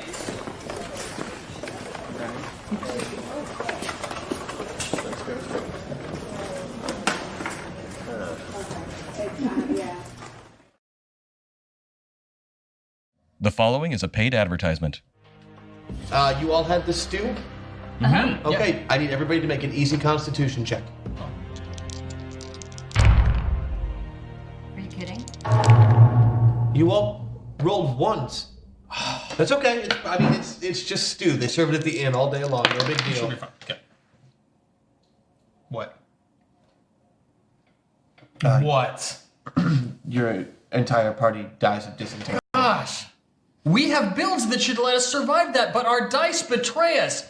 I wish there were a way to show these dice what we really thought of them. Has this ever happened to you? Your dice just hate you. You've tried everything to get them to roll well. That's right. You can do this. Just let me know what you need. Massage, bubble bath. You could go on a date after this. Yeah, Chuck E. Cheese. Seducing. Hey, come on, baby. Don't be like that. We're together. And the mood is right. Reasoning. You are a 20-sided die. The odds of rolling a 1 are 1 in 20. Now, the odds of rolling 5 ones in a row are 1 in 3.2 million. Why? Why are you sucking? Stop sucking, please. Threatening. Oh, really? You think I won't do it? I've done it before. I've done it before, and I'll do it to you. And even dark offerings. To the gods of blood, I offer you this sacrifice. Then you need Die.Club, the ultimate in dice retribution services. Here's how it works, and some testimonials. So the best thing about Die.Club is that they fit the punishment to the crime. For example, my rogue walking down a dungeon corridor. I roll a spot check. I roll a 1. I fail to see the gelatinous cube. I walk into it, get dissolved completely. Oh! Damn you, Die! All I had to do was jump out of a tree. I had max ranks and tumble. I rolled a 1. For a long time, I was just angry at the dice. I wanted to punish them, myself. But it's too hard. It hurt my hand. It hurt the tools I was trying to use. I even ate one of the die one time. I had so many ranks in balance. So many ranks in balance. A suspension bridge over a pit of lava. I fail the roll, obviously a 1. So, I send my die off to Die.Club. Now my die is sitting in a jello mold in someone's refrigerator in North Carolina. Thanks, Die.Club. Take the offending die. Place it and seal it in the provided envelope. Mail it off to Die.Club. I put my die in an envelope and sent it off to Die.Club, and a week later I got its mangled corpse after being put through a wood chipper. Now I have time for my real friends. My Sailor Moon body pillow and I have gotten very close. It wasn't just the feeling of satisfaction I got knowing that my die had been utterly destroyed. I got back together with my girlfriend. I got the idea to get that bike tire repair kit, and I haven't had a herpes outbreak in 5 months. Who knew how good my life could be thanks to Die.Club? Thanks to Die.Club, I don't have to put myself in danger to put my dice in danger. Everyone likes Die.Club. Thanks, Die.Club. You gave me the vengeance I was looking for. I recommend it for everyone. Die.Club worked for me. And me. And me. And me. Go to Die.Club today. That's Die.Club. Hurry and visit Die.Club. There's nothing like the amazing new Die.Club. In case you missed it, that's Die.Club. Die.Club. It's a club where die. Act now and you'll be able to visit Die.Club. Nothing beats the original Die.Club, the same reliable Die.Club your ancestors used. You too can visit Die.Club and experience the magic that is Die.Club. Die.Club. It's your home for dice-related justice. Knock knock. Who's there? It's Die.Club. Don't forget about Die.Club. That name again is Die.Club, spelled Die.Club, and available only at Die.Club. I'm probably going to be wearing a colostomy bag the rest of my life.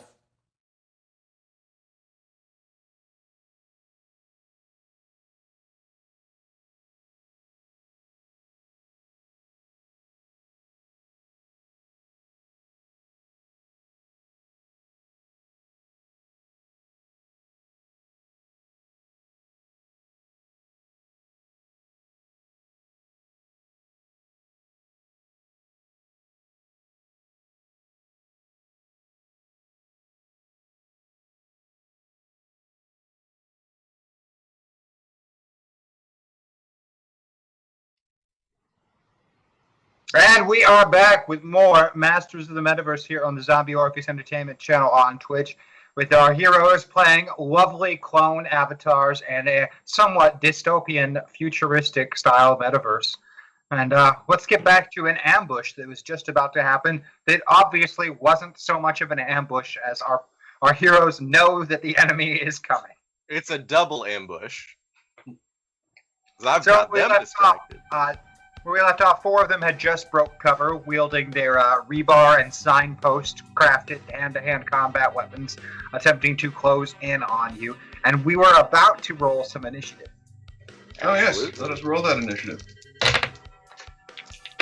Thank goodness. That is a 24 on my initiative, including my bonus. I got a 19. Nice. I got a 25. Oh, okay. That's fine. I didn't want to be first anyways. And 19 as well for me. Wow, we are some quick acting individuals. It is as though all 4 of these people are extensively well combat trained. Let's start with you, 17, with the highest initiative. You're going to go first. All right, well, I'm going to start to go first, and then I'm going to see that 7 thought he was going to go first and was starting to look miffed, so I'll just go, and hold my action. Just immediately, All right, go to 7 next, then. You're the one who's in danger. Great. Very mature for the youngest of us, 17. Absolutely. I learned from the best, 13. Can I take a 4 times cumulative split action penalty to try and shoot all 4 of the people who are rushing me? Yes, those penalties stack, so you're going to be at, even with your reduced penalties, a 4-point penalty on all of your actions. That is correct. And I'm going to take it. First one, that is going to connect by 2 with the penalty. All right, second one? Second one is going to, using my +3 from the polls, thanks kids, connect by 2 as well. Okay. I want to do the cool thing. This one is going to connect by also 2 without using a bonus, including the penalties. And the last one, come on, give me one more 2.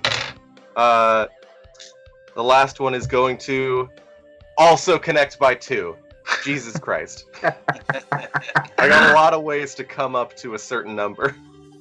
All right, you fire 4 shots in rapid succession, all striking the torso of the charging individuals, wielding their signpost weapons and dropping them in their tracks. You know, I guess here's your sign. If you crave release from your poorly manufactured bodies, you may have it. You might Good be one, dude! We will go to either 13 or 11 next, unless 17 wants to take his held action at this point. I mean, he killed all the guys. There were 4 of them, and there are 4 of us, and he killed all of them. So I'm just going to sit back and... There are still 14 more on your scopes, on your... Yeah, but not attacking. That's true. It's different then. Okay. All right. Just making fine. sure. All right. No, I'm like, fine. You go ahead. I don't... All right, 11 and 13, both of you have the same initiative scores. You're going to have to determine between yourselves who's going to go first. I can do it, or you can do it. I'm fine either way. By all means, please. All right, I'm sneaky McSneakiting up to the position of one of the other ambushers who's, over by himself a little bit. Yep. And I'm gonna,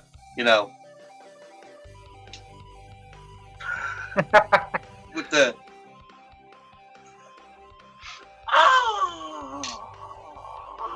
Give me a stealth check followed by a fighting check, please, sir. All right, stealth check.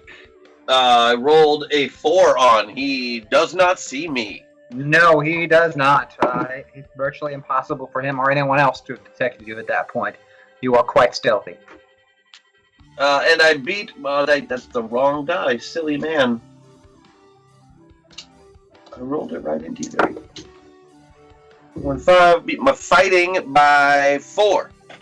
But you are fighting by 4. You grab hold of him, and before he can make a sound, you twist your powerful arms and snap the neck of the adversary, killing him almost silently, aside from the horrible breaking sound of vertebra. A beautiful symphony of dismemberment. And I take his place at the ambush spot. Ah, perfect. And put on his hat. Ah, yes. It's a tight filthy freebirth hat. It's a Over tight the fit helmet of of your but evil suit. it's a tight fit over the helmet, but you're able to stretch it a lot over it. It's in fact is that exact style of hat right there that you just put on. Beautiful. Looks a little bit awkward with the flaps kind of at a higher angle because it's on over your helmet, but right.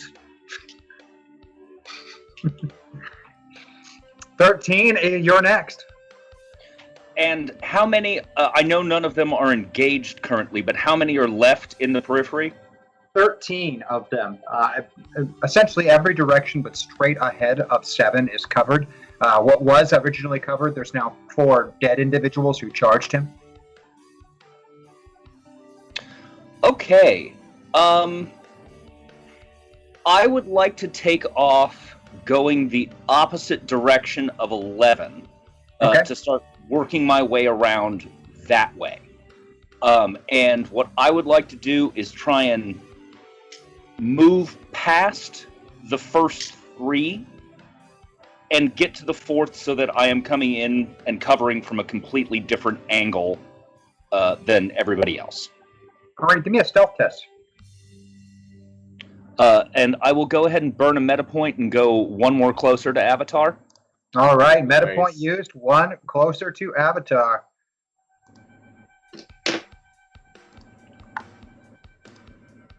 And I beat stealth on that.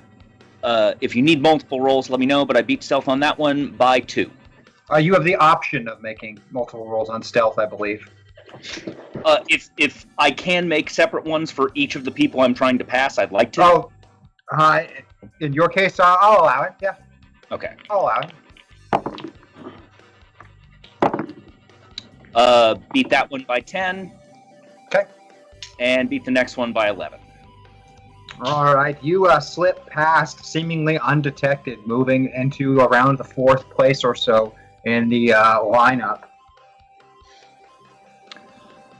The next person that I encounter, I would like to draw my Plasma Edge short sword, sneak up behind him, cover his mouth with one hand, sword at his back.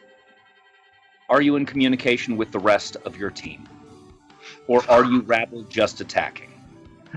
Do you have the Intimidate skill by chance?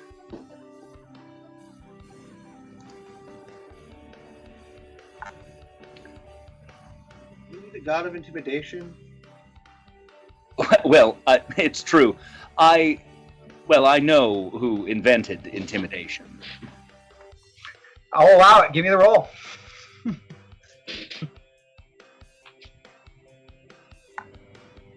If we're treating that as any other knowledge test, that Yes. would be beating it by 2. Hey, he freezes up, feeling the blade point in his back, and doesn't verbalize, but shakes his head in the sign for no. Over the intercoms, they're not coordinated at all. They have no comms between them. This is incredibly unsurprising. At that point, either the held action of 17 can go, or the enemy will now have their turn. Okay, I'm going to wait until the enemy shows itself in mass or starts to move as a group. Okay. The remaining 13 begin to slightly break cover, but still keeping themselves behind, like rubble and the like, and brace slug throwers, shotguns and the like over different chunks of material, and it looks like they're about to open fire on 7. Okay. Now, I put all my grenades on the body of the guy with the broken neck, pull all the pins, and then hammer toss him towards his friends, at the last moment yelling, "Look, Wendy, I can fly!"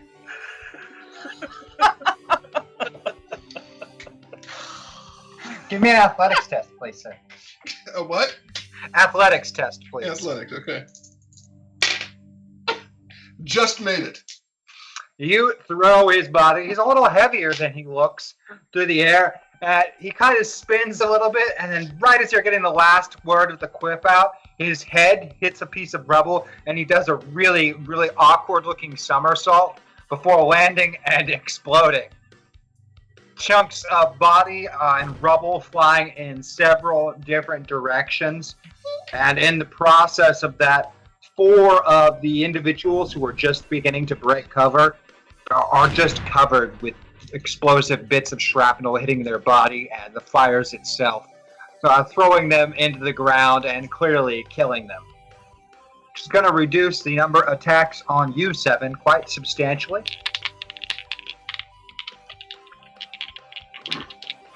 And of those, 2 of the individuals are going to react to the throwing and attempt to shoot at 17 as well. So I have a success by 4 on E07. Mm-hmm. Do I try to dodge that? I'm targeting 7 first. I'll get to you next. Oh, sorry. Right. Sorry. So 7 I beat by 4. I don't know if that beats your dodge or not. The second one I beat by 3. I'm not getting audio from you. I'm sorry. My mic's a little screwy. First one will hit because that takes it flat. Second one will not connect. Okay. Third one, not going to matter. That's missed by quite a bit. Same with the 4th. And the 5th. And the 6th. So one of them is going to hit you. That slug thrower is a 30 damage weapon. There is no armor piercing on it, so your armor is going to take the 30 of. I'm not sure which armor you're particularly wearing, but that is entirely eaten by the armor. So in this case, the ammunition bounces harmlessly off of the heavy armor plating of your body armor. 2 of them open fire on E17, attempting to beat your dodge bonus. I have a success by 1, which I don't think beats your dodge bonus. And I have a success by 2, which I think does in this case.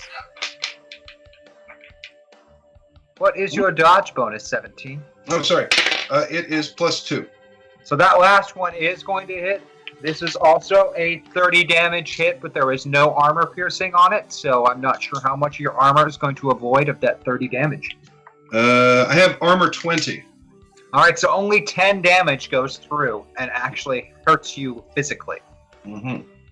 You wear one of the lighter suits of combat armor, and it's more the impact that gets you. The bullet itself does not penetrate the body armor, but it does hit like a pretty solid punch. Still worth it. And that, of course, brings us immediately back to the top. And since you had held your action, you are still at your original initiative, meaning that you are going first, 17, after just being shot. Okay, well, I'll shoot the guys who shot me. Excellent. 2 of them shot at you, and 6 of them shot at poor 7 in the middle of the clearing. I'll shoot at the ones who shot at me, specifically aiming for their necks because their heads bounce that way if you sever the neck just right, and it makes a funny sound. And sometimes the head bounces and hits one of your other clones, and that's funny. So, I love that on the forums at home, so I'll make sure that I'm recording in the helmet as I aim for the necks. Give me shooting tests. If you're going to make 2 actions, you might have to split your actions there and take a 2-point penalty. I'll just take shoot it at 1 then, the guy who hit me. All right, shooting at 1. Make it by 3. Make it by 3. You do, in fact, hit him cleanly in the neck. And what particular weapon are you using in your case? It's a laser carbine. Oh, a laser carbine. Man, that's a nasty one. What kind of damage does that laser carbine do? 40. 40. Yeah, you hit him clean in the neck, and not only does it sever the head, but it, of course, cauterizes the wound, so there's none of that blood stuff spraying everywhere in the air after the impact. And the head does bounce and then roll down through the clearing, landing about 3 feet short of where 7 is currently standing. Headball, your move. Can I take a free action to kick it? Well, you're next, 7. So it's your turn. That's great. I am going to once again split actions. Stow the laser pistol and draw the railgun that I had presumably magnetically attached to my back. That's correct. Split action. Take 1 shot or 2 shots at the whoever 2 are closest to one another, and then use the third of my split actions to just try and kick that head straight into somebody else. I'm not looking for damage, but I am looking for absolute moral destruction. All right, that's 3 actions, so you're going to have the penalty of 3 to those actions for combat purposes. In your case, I'm going to need 2 shooting tests and a fighting test. Great. First shooting test is going to be a success by 1 with the penalty. That is still going to hit. Unfortunately, these scavengers do not have a dodge bonus. They're not really well combat trained. Second one will be a success by 2 with the penalty. And what kind of damage does that railgun do? 50 damage with 20 armor piercing. It is a rather graphic wounds that are inflicted, and unlike the laser, which of course cauterizes the wound, the magnetically propelled rounds from the railgun don't cauterize, and the impacts are rather graphic and splatter bits of gore and human body away from the torsos of the impact zones.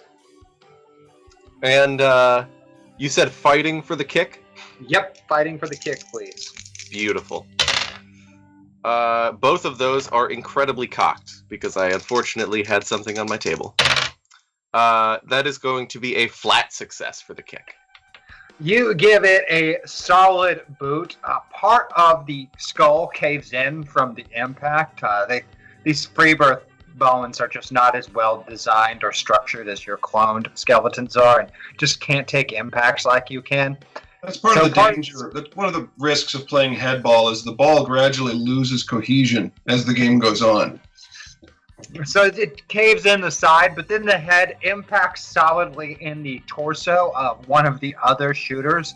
And while not damaged or injured in any real physical way, it does send him completely onto his back, his rifle careening from his hands, as he makes horrible scream noises, which don't sound like pain, but as though he was apparently very bothered by being hit by a flying head.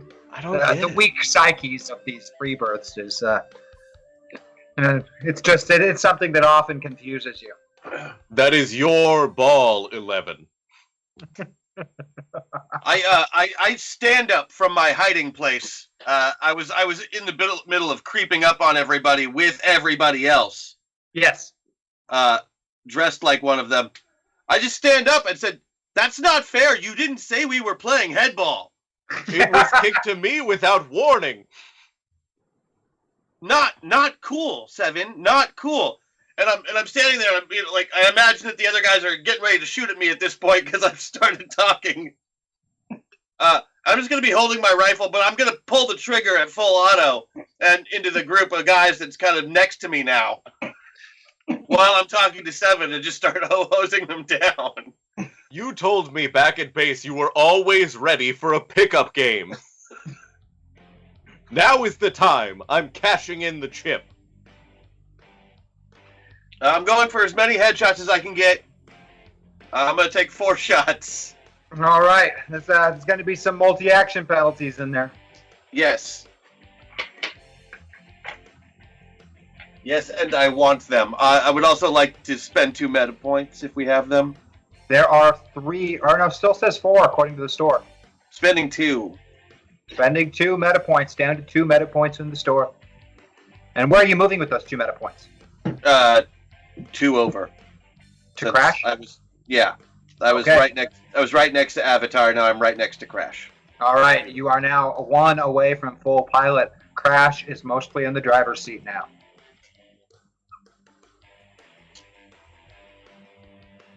Which coincidentally, Crash is a really good shot.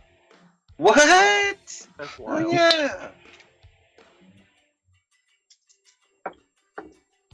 yeah. First one I beat by Before the penalty, after the penalty, I beat it by 6. Beat by 6. Okay. Second one, I also beat by 6 because it's the same Beat by number. 6. Okay. That one I beat by 7. Beat by 7. And that's 9-1. And that one I beat by 11. Now, all 4 are, in fact, perfect headshots. And what weapon are you using in your particular case? What was the good guy, bad guy carrying? I say Oh, bad the bad guy that was carrying a slug-throwing rifle. Yeah. Was it an assault rifle or a hunting rifle type of? Kind of like an assault rifle, but cobbled together from bits of pipe and metal materials. Really a hodgepodge created weapon. Yeah, laser carbine then. Okay. Smart. All right, you destroy the heads, making perfect burned holes through the centers and nose areas, and even the mouth and face of a couple of them, dropping all 4 in their tracks. The smell of burnt flesh filling the air, but of course that doesn't matter to any of you in your environmentally sealed armor suits. That, of course, only leaves 2 remaining total of the scavengers as we get Only to 2 yourself. possible balls in play. What you gonna do, 7? And of the 2, one of them you currently have at short or plasma sword point, and the other is on his back after just being hit by a flying head. But there are 2 hostiles remaining. I would like to say to the one that I have, thank you very much for your cooperation and information, and then make a targeted strike to cut off his head. Okay. Give me a fighting test, please, sir. Thank you, 13. And you know what? I'm going to use the chat boost on this, so that I beat it by 6. Then in this case, it's actually going to beat it by 10 because you have a 4-point bonus for him being immobilized as you're holding him in place, making it a critical strike. So you slice clean through the head with the plasma-assisted blade, which also cauterizes wounds. So it's a perfect cut without bodily fluids going anywhere. And then I'm going to stand up and reveal myself to everyone, still holding the head. Did somebody say head ball? I am open. Next. 11 didn't kick. He's out. You didn't kick. 11. You didn't kick. 7 kicked it right to you. You didn't kick. You're out, dude. We're in Cape Town. 13. Back me up here. Head was What at his rules foot. apply? We're not in Cape Town. Look, there are rules. I We would must give. adhere to them. We were in the first 10 seconds of the game, and this was an impromptu pickup. I will give them the leniency. Thank you. I mean, if we're literally in a street. I have figured street rules apply. That makes sense. Makes sense. You on my couch. I popped 4 balls. That's a point. I'm on the ball. Kick or no? Perfectly good ball at your feet. Whatever. You old guys are getting soft. I'm just saying. You might be right. Listen, whippersnapper. I don't want to hear none of that shit when we are on a mission. Yes, sir. Sorry, sir. So you're gonna throw that ball or what? Come on. It's in your hands, 13. I am going to attempt to kick it at the remaining opponent who is down, having just been struck by the previous head. All right, give me a fighting test, sir. All right.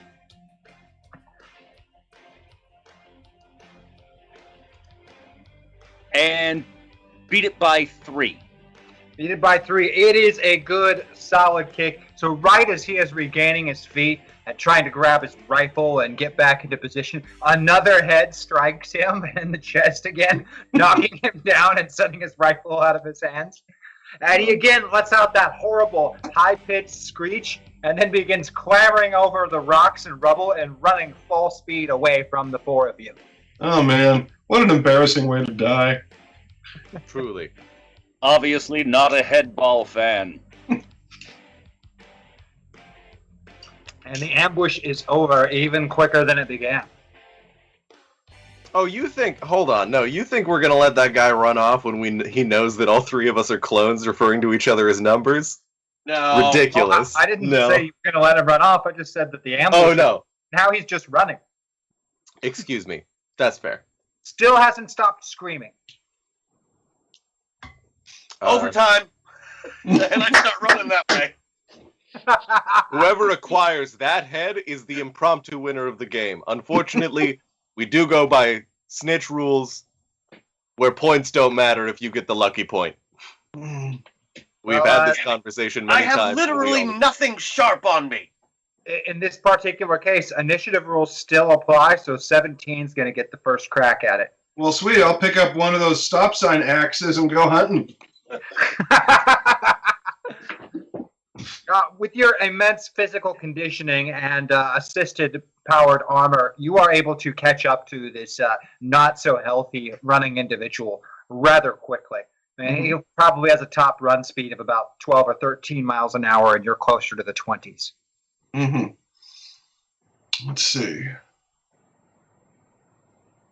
So I'll circle around in front of him and kick him right in the nuts so that he doubles over and gives me a nice clean chop. I'll take a pair of fighting tests from you, sir. All right. Nut shot 1 by 2. It strikes. That would be a finishing move if Ric Flair happened to be a Highlander. That would be for Ric Flair. There can be only one. Woo! Did he put the Kurgan in a figure 4 leg lock? Yeah, it was terrible. Still better than Highlander 2, but terrible. I haven't seen 2. I haven't seen 2. And that second fighting test? See how we shelter our youth from pain? Okay. I missed by 1. Whoa! You are so focused on this perfect shot, which you do succeed at, hitting him right in the crotch, that you try to swing this signpost axe like a true hand-to-hand combat weapon, which it clearly is not, as in mid-swing, the axe head blade kind of twists off at a 45-degree angle, and so you completely miss him, of no fault of your own, but because of the shoddy weapon, it just didn't hold up to the swing. Well, according to Marcus of Queensbury rules, I've had my shot, so I will, with good sportsmanship, stand aside. You're a sportsman, as are we all. 7, that puts you next. Great. Well, I do know, given that we are officially now playing by street rules, we have had that conversation and decided. A railgun shot straight to the mid-torso will remove the head, which will technically give me ownership of it within rules, if nobody else touches it before it hits the ground. As long as nobody takes possession of it before it hits the ground. Exactly. Yeah, anything that's present spinal matter is a live ball until it hits the ground. And I know this guy has already been knocked to the ground.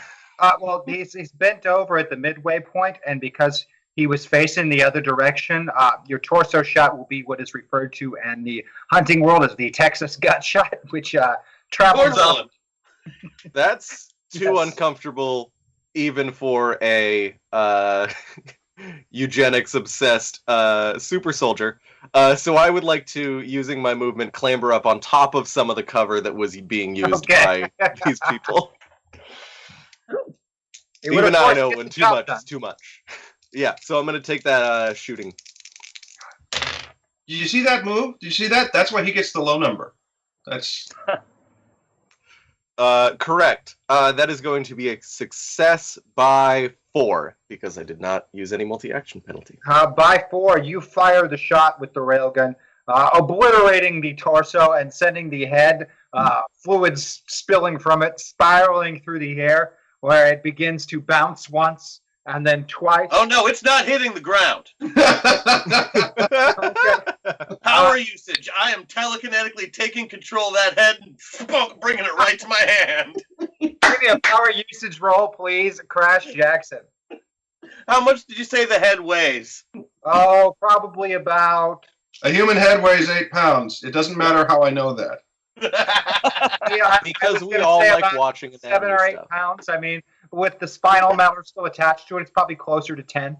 I beat it by 10. I'm feeling good about this 8 pounds. Flies backwards through the air after disconnecting from the body, landing in your head or your hand, outstretched like you're palming a basketball. The bit of spine dangling below it, like a scene out of a Mortal Kombat game. Good game. Head ball. Good game. Good game. Good game.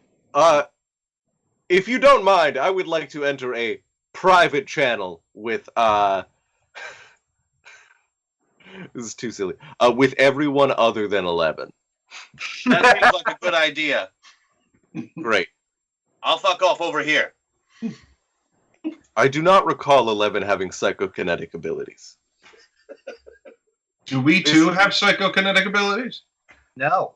Hold on a minute. I'm gonna try. Good man. I will take at least 190 seconds to try and use psychokinetic abilities. The veins pop out in your forehead and you strain with everything you've got, but the rock that you're looking at just doesn't move. Maybe you two should also check. I do not have psychokinetic abilities. Maybe it's something that only the later models have. Maybe it's something they didn't roll out until the 11th clone. But you two are both later models than he is. Right. I'll give it a try.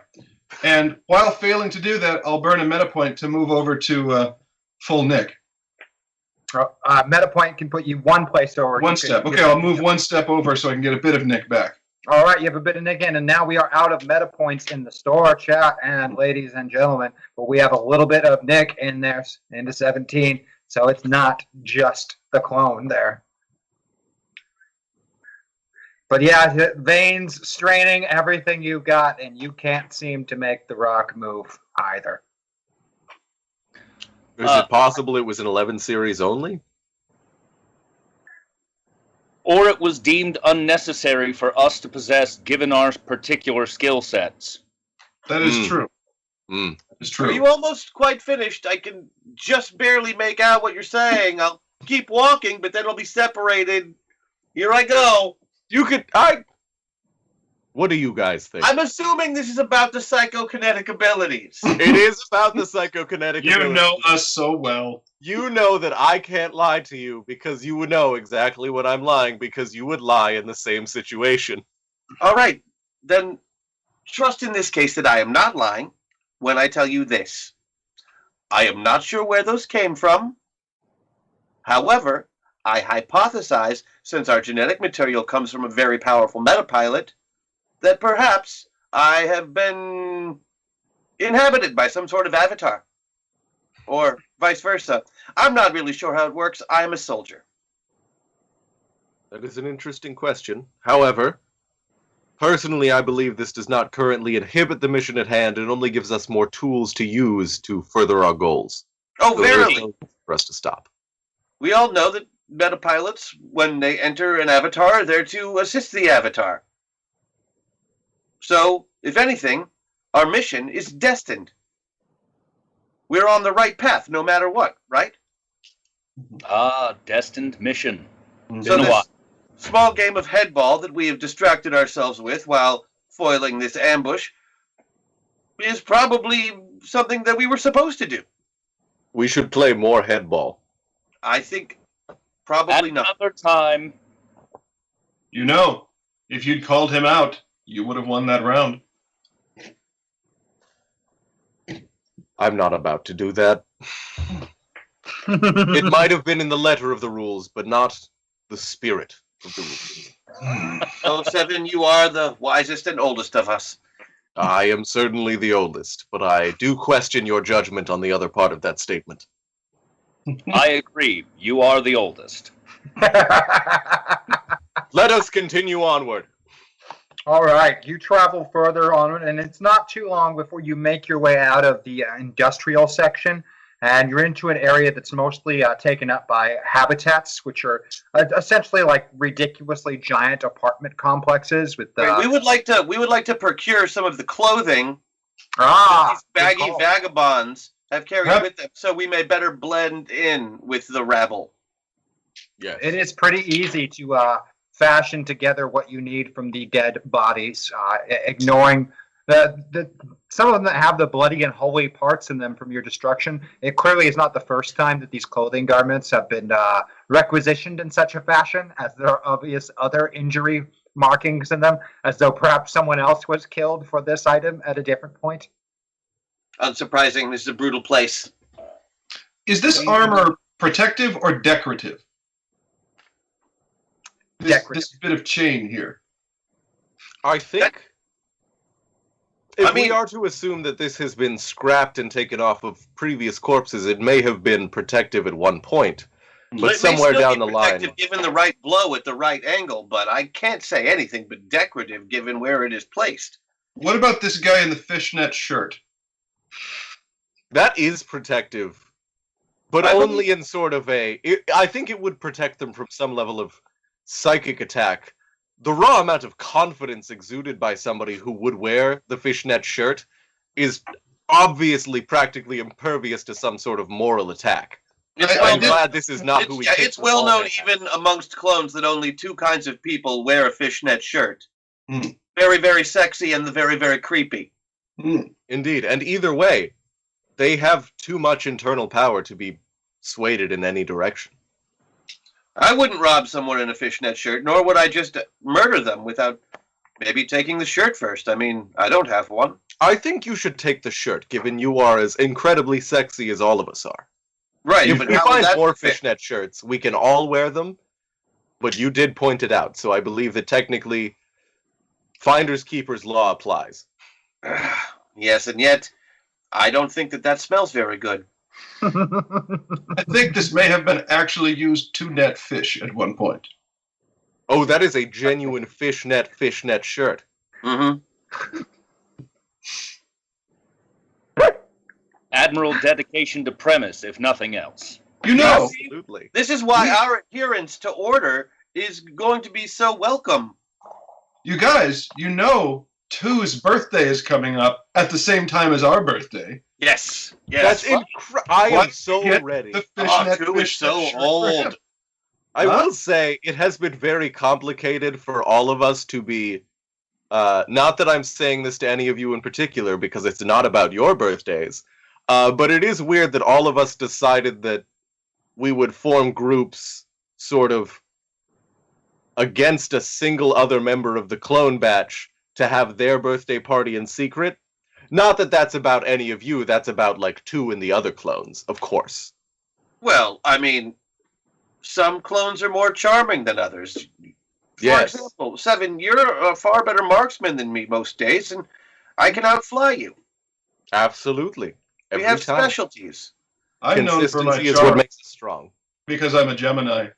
Jackson 5 was the sexy one. Jackson 5 was the sexy. God rest his beautiful soul. And such incredible dance moves. Gosh. And what they did to his abs, I mean, just all that core work. I didn't think they could make our abs any better. Right? Perfect abs, I thought, but then I saw 5. That is probably the reason that they were found out, is the fact that they did have a 24-pack, which looked amazing, but was not, frankly, good for blending in. You know, Yeah, this especially when this you're is trying kind to pretend to be a street prostitute. This is kind of embarrassing, but 9 told me that 5's abs were so cut that they used them to chisel 7's abs, and I totally believed him for like 3 hours. I heard that too. I didn't really know it wasn't true. I just had to hearing 7 talk though. It does make a little bit of sense. Hold on, I need to take 3 minutes to take off the torso of this battle armor, because I thought that was true. No, that's not how genetics works. Anatomically impossible, actually. How many times must I tell you, never listen to 9? He's just trying to wind us up. 9 is specifically the inciting revolution model. Salty, skinny bastard, that one. 9 is so fucking cool, you guys. Why do I feel like God is laughing at me right now? I just want to go on one mission with 9. We're never After you've going to- disguised yourselves, you make your way into an area that's mostly taken up by these habitats, which are like huge apartment complexes. Some of them like a half mile or so long and 30 or 40 stories tall. There's a lot of them are not in the best of repair, but some of them are rather nice. It's like a total hit and miss. Some of them, they've knocked the walls out in between them and then turned them into storefronts or businesses of one kind or another. Oh, it's like a zoo/museum that shows the stages of human poverty. Delightful. It is interesting. We are going through backwards as they are the most poor on the outskirts. And as you make your way in, you begin to get closer to more areas of civilization, as it were, or their version of it here in the occupied zone. And for your intelligence briefings, there's not a lot of loyalty among the occupied zone residents, and there may be individuals here willing to sell or part with or trade information, or even willing to give it up under threats of violence if you find an individual. Did somebody say violence? Violence is what we are specifically designed to excel at. And in fact, you spot a location that looks like it could be a plausible place for it. One of their gambling dens or taverns, or they have all these names for these social places that they gather in to engage in all sorts of rather foolish and scandalous activities with each other. Like alcohol and Like narcotics? alcohol. Like and those things narcotics. on our list that we are trying to do? Absolutely. We must go to one of these places immediately. Accounting for the altercation, which we did expect, we are technically a little bit ahead of schedule. That's I think amazing. we have time. Very well. We shake down a human and find one of these. You are able to find one pretty easily by the glowing signage that's around on the outside of it. It seems as they've taken a large section of the ground floor of one of these habitats and knocked out a lot of the internal walls and turned it into a gambling den and tavern and a house of ill repute. I'll walk up to the bar and say, 4 alcohols, please. Wait. 17. 17 alcohols, please. No. 7. No. Listen. We don't have any of their currency. Put it on my tab. Smart. 7 is smart. I am the oldest. How many alcohols can we trade for one authentic fishnet shirt? Scavenger shit? I don't want you to scavenge this shit. Hey, I don't know you. You can't run a tab here. You gotta have trade or credits. No, this was worn by one of the sexy ones. Yeah, I know we do gambling here, but I don't want the shirt off your back. What if I have some... Oh, it's not off his back. No, it was off another man's back whom we killed. Hey, look here, I don't want no trouble. Oh, we don't want to give any trouble either. We just want some alcohols. Oh! Give us a moment. Give us a brief moment. Allow us to converse. I think we should check all of the clothing that we put over our armor to look for. I read about this recently on some, re-upping of our education checks. Wallets or pierces. Pierces? They use it to contain their currency. Pierces, yes. Oh, yeah, I'm going to start checking all of the various bits that I put over my beautifully hard find emblazoned a lot heavy of belt. you find a lot of indescribably strange things in the pockets of it. You're pretty sure none of them are currency, and some of them might even be half-eaten food items. Would you like 2/3 of a tuna sandwich? No. Do not offer him. If he sees that we are not offering him currency, he will know what we are. That Human! was a joke. I mean, barkeep. What do you want? I have a line on some very good quality, if only slightly used, Clone Tech body armor. Now we're talking. That's Hashtag MetaPoint. It sounds like Ray the Weasel is running this joint. I mean Wraithy Mink. Maybe Wraithy Polecat? Any which way I have to wonder what the Zender series clones talk about if they don't play headball. You got four more meta points in the store thanks to chat. Thank you, chat. So you can move yourselves a little more on the sliders if you feel the need to. Definitely. I'll move over to mid-range. All right, one more point spent by Nick to move right in the middle, giving you a pretty even bit of both personalities in there. A little more Nick brought into the fold. All right. Let me get somebody. It's a little out of my price bracket, but here, have some drinks while you wait. This sounds like an acceptable deal. And with that, he disappears. And a few minutes later, he comes wandering back, and following behind him is an individual in a broad-brimmed hat and a long coat, but his arms aren't through the sleeves of his coat. He's wearing it like a cloak or something draped over his shoulders. It's rather strange to look at. He has a lot of completely clashing jewelry on both his fingers and around his neck. And it looks like even one of his teeth is, in fact, replaced with some sort of precious metal, gold or silver. You're not quite sure. Greetings, Chandelier Man. And there are two obvious toughs with him who they're supposed to look scary and dangerous, but to you they just look like slightly steroided out free births and probably nowhere near as dangerous as they're made to appear. Something you notice about the gentleman as he approaches you is his fingers, he distinctly has 6 fingers on each hand.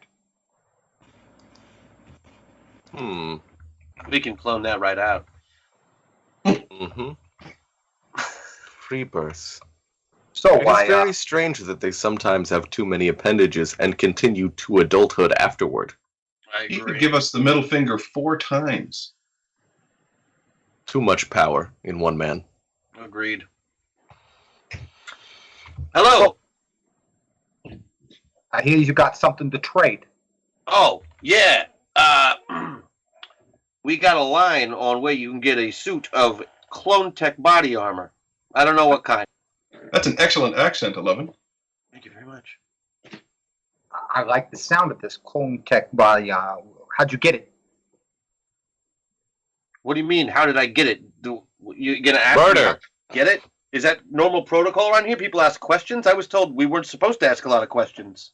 He's good. You're not supposed to ask questions. I'm supposed to ask questions. In my line of work, well, then you're doing a great job. I picked it up off a crashed ship about 5 miles out. Crashed ship. Now that's valuable too. About 3 weeks back. What do you want for it? I don't know what it's worth, and I'm not a very good consumer. I would like my friends to have alcohols and a good time, and maybe a little information. The first two is no problem. What kind of information are you looking for? We don't know yet. You don't know? Right. Like, I don't know what I need to know around here. I might have a question in the future. Maybe you can answer it. I mean, unless you just want to do cash. So where's this armor? I got it out back. I'm not going to say exactly where. Just tell me if you want it or not. If we got a deal, I'll go get it and bring it back. We've got a deal. You go get the armor. Drinks, good times on the house. All right. Steven Teen. I'll be back directly. Who, me? Yeah, Steven Teen. Oh, yes. I'm And, Steven Teen. You other Bill, you're with me. All right. You go get the thing, Bill Levin. Right. Have fun, Elric. Oh, that's a good one. 13. Come on. You're my guy. You're in the buddy system with me here. Yes, of course. Thirsty. This is going great. I can tell this is going really good. I don't think they suspect anything. Clearly, we have them on the ropes. These stupid humans. The fools. So yeah, we'll go find a private alcove of some kind, and I'll have 13 help me out of my armor. Okay.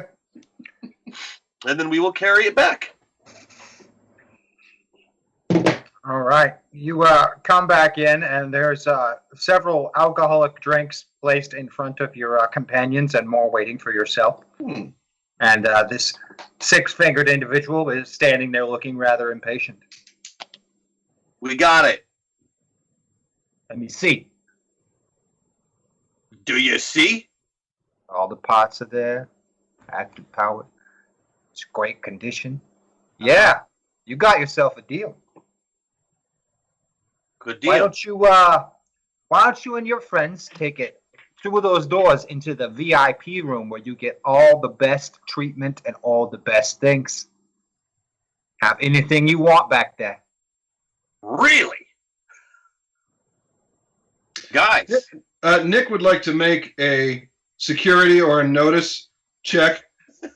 Give me a security check there, Nick. All right. And this is on the 12s because I'm in the middle? Yep. She beat it by 5. It's a trap, Nick. No, I don't think we should do that. Why don't we have the good times out here where we can share them with everyone else? That does seem safer for us. We don't know that you could be planning some sort of ambuscade if I go back there. Tell you why what. would I do a thing like that?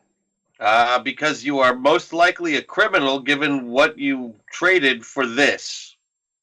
Look, if there's nothing back there that's dangerous, then this will have no effect. And I throw a grenade back there. What are you doing? He's throwing a grenade. The grenade explodes. It blows sections of door back out the way it came, and people begin scattering and running for the exits and screaming. And as that happens, security individuals from around the bar and gambling establishment begin making their way towards you as the six-fingered individual begins running like hell. Oh, Let's start initiative again, guys. You just picked yourself a fight. I'm very scared. That was going so well. Sorry, Nick woke up. Ouch. It happens. Well, I'm not going first because I just rolled 2 1s on my initiative dice. Oh, that's as bad as it gets, my friend. That is going to be a 15 from 7. 14 from 17/Nick. Okay. And a 21 from 11. And a 20 from 13. Mark, Nick should be in the middle of his slider. Yep. Nick should be one. Yep, right there. Perfect. All right. Well, Crash/11, you're going to start us out. Mostly Crash at this point, it looks like, with a 21 because I got a 2. Okay. So how many doing what now? From a variety from around the gambling den and House of Ill Repute are pushing their way through the crowd towards you to you guess some sort of hostile action since the grenade exploded. Most of these thug individuals seem to be carrying shock batons as well as shotguns and are wearing rudimentary body armor. There are a few scattered ones among them who you can tell quite obviously have been cybernetically augmented and are carrying slightly heavier body armor and carrying laser pistols and power-assisted swords. Wow. Nice. Ooh. But I'm carrying a man-sized set of powered armor, right?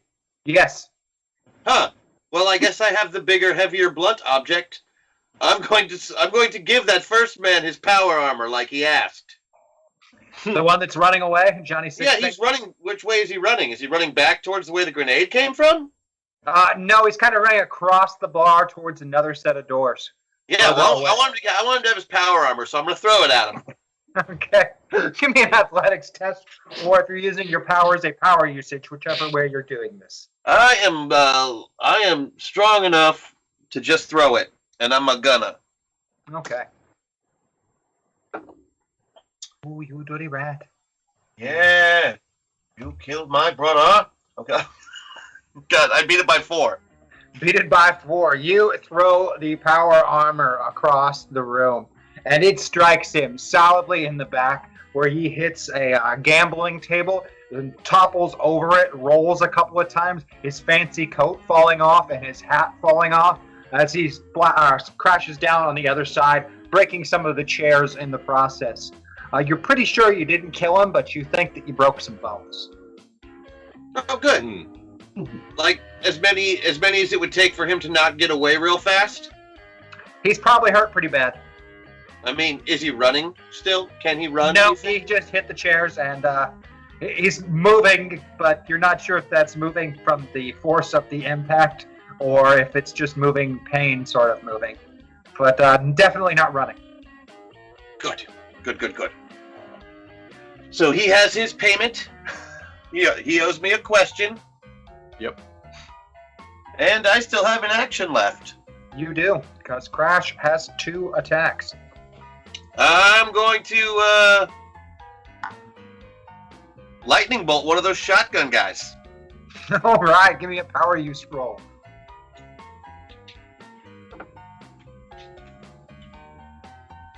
Okay, so I beat it by 8. Beat it by 8. You lash out. A bolt of lightning flies forward from the extended hands of 11/Crash Jackson, striking one of the shock baton / shotgun wielding thugs and sending him flying through the air over a couple of gambling tables and straight into one of the poles that a few minutes ago one of the scantily clad individuals was dancing on, and there was a terrible cracking sound as his spine breaks from the impact with the pole. Whoops. And with that, we will go to 13, who's got a 20 for initiative, acting next. You had mentioned that there were was it just a pair, or were there more who were had some cybernetic enhancements? And 2 of them seem to be the cybernetically enhanced ones, yes. With the powered swords? Yeah, powered swords and laser pistols. Pretty fancy for these lowbrow thugs. Lovely. Are they relatively close together, or are they... No, they look like they were from opposite ends of the gambling den / tavern. Perhaps heads of security for different areas or something of the like. Okay. I would like to target the one that is closest to whichever side the 12-fingered, I suppose, proprietor is located at. I would like to make a jump attack, 2 attack actions with the plasma sword, and I would like to disarm him. Quite literally? Okay, I thought so. And then scurry off and hide somewhere in the shadowy areas that I can manage. All right, give me a pair of fighting tests first.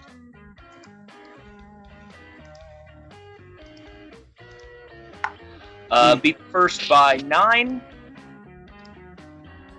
and I missed the second by 1. All right, the first is a solid hit, and you bring it down. What's the damage on that weapon of yours? That is 40 damage and 40 armor piercing. All right, that completely ignores his 20 points of armor, and you cleanly sever his left arm, which drops to the ground. Its fingers still wrapped tightly around the hilt of the power sword it was just holding a moment ago. Where his arm was connected, there's an exposed amount of blood flowing along with cables, wires, and bits of metal from his cybernetic augmentations, and he begins screaming in a horribly loud, high-pitched voice. From there, you leap backwards towards a shadowy section where some tables are around some other form of gambling table or another, and give me the stealth test for attempting to hide. And I beat that by 6. By 6? Ooh. Okay. Fresh. And that's going to go to 7 next, who And had a would you 15. stop shouting. It's very inconsiderate. Terrible. 7, you are next, sir. I would like to, well, going over to the, there is still one of the cybernetic enhanced. Great, one of them is still alive. Well, I would both like are still to- alive. One's just missing an arm and screaming. Oh, Really? that's not a problem. And you removed the sword arm of that one? Yes. Yeah, the Great. sword arm was taken. I would like to, drawing my laser pistol into my offhand, go acquire the power sword. It's crude compared to the finer weapons that you're used to using, but it definitely does the job. An exercise in making do with what one has available. And then I would like to lay in with both into the other person who is enhanced and armored properly. How do you fight with a vet clone, Jackson? How do you fight with a vet clone, Jackson? Like a proper officer. Using the sword is a fighting-based test. Using weapons, their shoot is, of course, a shooting-based test. So great. Roll them as you see fit, making sure to put in the multi-action penalty. Of course. The sword is going to connect by 5. And That just barely beats the dodge bonus. Ooh, the laser pistol is going to connect by, with the multi-action penalty, exactly 10. I have yet to fail a roll. We're going to see how that goes. If they didn't have a dodge bonus, that would be a critical hit. But since they do, it is not. Can you tell me the damage on your laser pistol, please? The laser pistol is 30 damage with no armor piercing. All right. That doesn't seem to do a tremendous amount other than singe some of the skin due to the armor that he is wearing. But the power sword makes a pretty deep cut across his torso, exposing, of course, more wires and bits of metal along with blood seeping out from the wound. But he is most certainly still in fighting shape, and that is going to go to Nick/17 next. Okay, so are there, who's left up? There's the one sword guy. You still have one cybernetically enhanced individuals and at least a dozen other security thugs closing in. Okay, do we have any meta points left? There are 3 in the store. Okay, I'll go one more over towards Nick. One more towards Nick. One meta point spent. I will body jump into a guy with the shotgun closest to Mr. Sword Guy. Okay. I will come up next to him and say, "Hi, I'm Tanya," and I'll shoot him in the knee. Give me a shooting test, please, sir. Do I get any bonus for sneaking up on him? You have a bonus of 4 for having the drop on him. Okay, so then I beat it by 1. Beat it by 1. His dodge bonus is a 4, so he is going to see that shotgun descending and move his leg aside, and instead you blow a chair into pieces with that shotgun blast. Huh! I hug him. You hug him? Yeah, I just in hug him. hostile fashion, or just hugging him? I'm just trying to pin his arms down. Okay. And I'll lick his face. Give me another fighting test, please. You crazy bastard. I beat that one by 4. No, Beat sorry, that by 2. by 4. You were able to, in fact, grab hold of him with a success by 4. His combination metal, wire, and muscled body, pretty difficult to grab, but you have a hold of it using this borrowed body. Are you going to remain in this borrowed body, or are you jumping back at the end of your turn? I'm just curious. I'll jump back at the... Can I hold the jump back until Cyberman takes an action? Yes, you can. Well, then I'll do that. Okay. I was just curious as to your plan there. And that, of course, now is going to go to them who have a 2 and were very slow to act in combat this particular time due to my terrible rolling. And we're, in fact, going to start with him. And the first thing that he is going to do is try to break free and then skewer Tanya, as we are naming them, with the power sword. And that 3 cheers for beat Tanya. athletics by 8, so he's able to break free of the grip fairly easily with his cybernetically enhanced strength. And swinging the sword down, he will succeed on his fighting check by 6, which I Okay. think is enough to beat the dodge bonus. I'm not going to try to dodge. I'm going to try to angle my spurtiest artery towards his face. And then He impales Tanya just as you jump away, and blood and gore spray all over him, covering his face, his chest. It's just a mess of gore everywhere, all over him. Some of it even getting in the poor bastard's mouth. And then if I'm back in 17's body, I'll take one of the drinks from the bar because I haven't moved. The cybernetically augmented warrior who is missing his arm picks it up with his free hand, the arm that's lying on the ground, and begins running towards the exit holding the arm.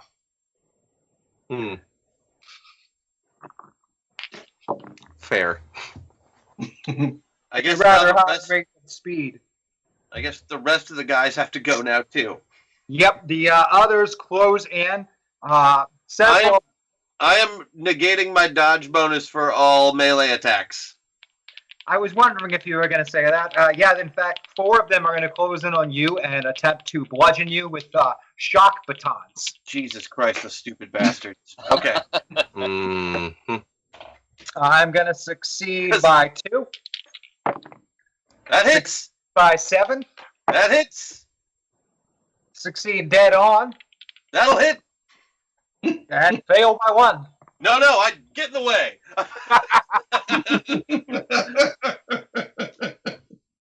Of course, those do 30 points of electrical damage for you to record, because I know that you personally absorb electrical damage due to your bond with Zeus, the god of thunder. And now I turn it into speed and strength. That's unfortunate for absolutely Still everybody. have a few more bad guys to go. 4 more of them have crowded around you, 7, since you leapt into combat there yourself. I have no fear. I'm going to have a success by 6. That'll hit. Miss.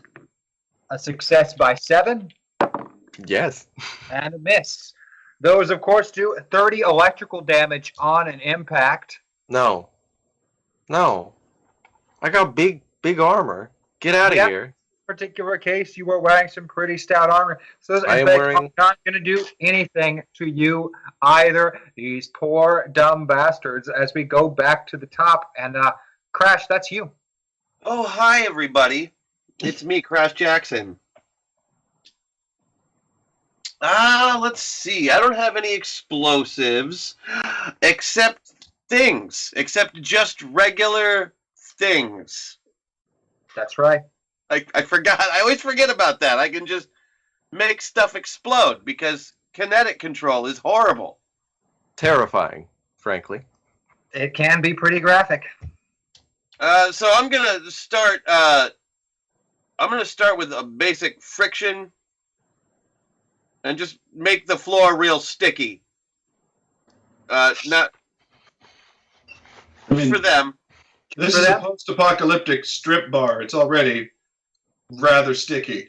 Yeah, I was using understatement. I'm going to make them unable to lift their feet from the ground. Is what I meant to say. And increase the friction several thousand times. Mm-hmm. All right, give me a power usage roll, please. And I guess that's just on. If I use it as an area effect, can I just use all my actions with it? You in fact can, yes. Great. 2 and 9 is 11. Beat it by 9. Beat it by 9. In about a 50-foot area around you, everyone who is you have designated as hostile to you is going to have a real hard time moving. Neat. That is highly successful, sir. And what are you going to follow that up with? I am going to follow that up with, I'm going to basically pick up, I guess, my glass Oh yeah, there's quite a bit of broken glass. Yeah, but I have a drinking glass, I imagine. That's true. Yep. Crush that up real good and send all those flying out at the guys who are all stuck to the ground. Oh, that is horrifying. I'll take another power usage roll from you, sir. As you, I should use more than one glass, you say? Okay, you've talked me into it. That just got exponentially worse. We'll just use all of the glasses on the boat. That checks out. Thousands upon thousands of tiny shards of broken glass flying through the air. Yeah. Yeah, I'll take a power usage roll on that, please. They call me Mr. Glass. They don't, though. Beat it by 9. Beat it by 9. Jesus. The glass flies out and starts shredding You're through. right. I body haven't armor. used my Patreon bonus today. Oh, you haven't. You haven't. So I'll do that now, and we'll make that 11. Making it a critical success. Yeah. Disgusting. Body armor and flesh are shredded. I need to ask, was the six-fingered individual among your targets as well? Nope, he is safely pinned underneath some body armor. Okay. Keep him there. In addition to glass flying everywhere around all of you, because of it hitting all of these bodies at such a high velocity, bits of flesh, blood, and gore splatter all over all of you as well, and like a nice fine mist from the impact of these high velocity glass projectiles. And the room goes quiet as each one of these thugs or the cybernetically augmented individuals, minus the one who picked up his arm and made his escape, fall to the ground. That guy actually managed to get away. Good for him. I have 3 things. 1, those psychokinetic abilities may be getting out of hand. 2, and I turn to the one being inhabited by Krieger now. I am worried you might be having a bit of too much appreciation for the alcohol in this bar. And 3, expertly executed everyone. Well done. I'll turn to 11 as Nick and say, so electrified silicate claymore. That's one I haven't seen before. I've been trying new things. That one's very effective. Yeah, electrical powers and then kinetic powers, and I figured, hey, maybe if I mix them together, different horrible things can happen. And I've been proven right several times now. That was a showstopper right there. I mean, the floor was sticky to begin with, and then you made it stickier, and now it is probably the stickiest it's ever going to be. Speaking and all of us are sticky. That reminds me, and I'm going to flick all the grossness off of everybody real quick. I'm going to take my hand off of my drink. Yeah. I kind of like it. I think it adds to the ambiance. I'll do a quick, brush away of all the badness on them. No. That's nice fine. and clean in a moment, even removing some of the dirt and grime stains from some of the borrowed clothing from the scavengers as well.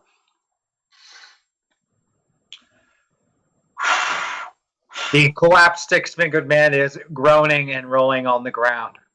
All right. Does not appear to be in very good health. Come over to him, turn him over with my foot and say, I don't know how you did it. I am honestly surprised, but this is the best damn grasshopper I have ever had. You've never had one before. Correct. Let's keep pretending that. I think you broke my ribs. Oh, definitely. Not just your ribs, too. But I'm guessing you've got at least a little bit of organ damage in there, probably punctured by those ribs, which you correctly assessed are now broken. You should be okay. What do you clones want anyway? Oh, he figured it out. What gave it away? Order. Yeah, sure. But why is he here? Oh. Part of our mission for peace. Peace, huh? Looks around the bar. We're looking for someone who may have come through this way. And you owe me one answer. That I do. If you wear the armor out of here, your ribs will hurt less. Think about it that way. I get to keep it? We made a deal. I mean, All right, then. That ain't so bad no more. Free birds to go back on our word. it's What do you basically want gonna to be know? It's truth. Someday, 13, we will be the humans.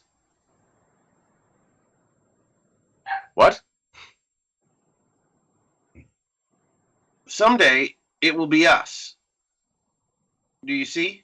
Oh, I mean, someday we'll be on the other side of a losing battle. No, of course not. No, we're far too well trained for that. That will never happen. Correct. Okay.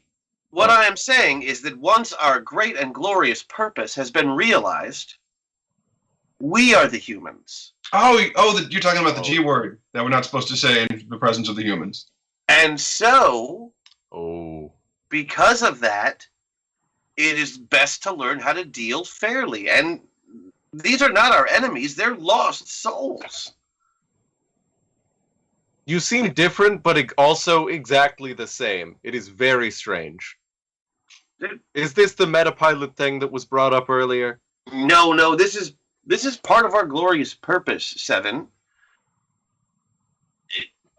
We want order. We want humanity to thrive, not die. The best way for that to happen is for the clones, our trinity, to come into fruition. But yeah, do we want to be monsters to do that? Well, we don't have to be. War is an ugly, terrible thing. And what we did here was not part of war. It was just part of, really, self-defense. Because this man was going to trap us. It's a bounty on clones. Can you blame me?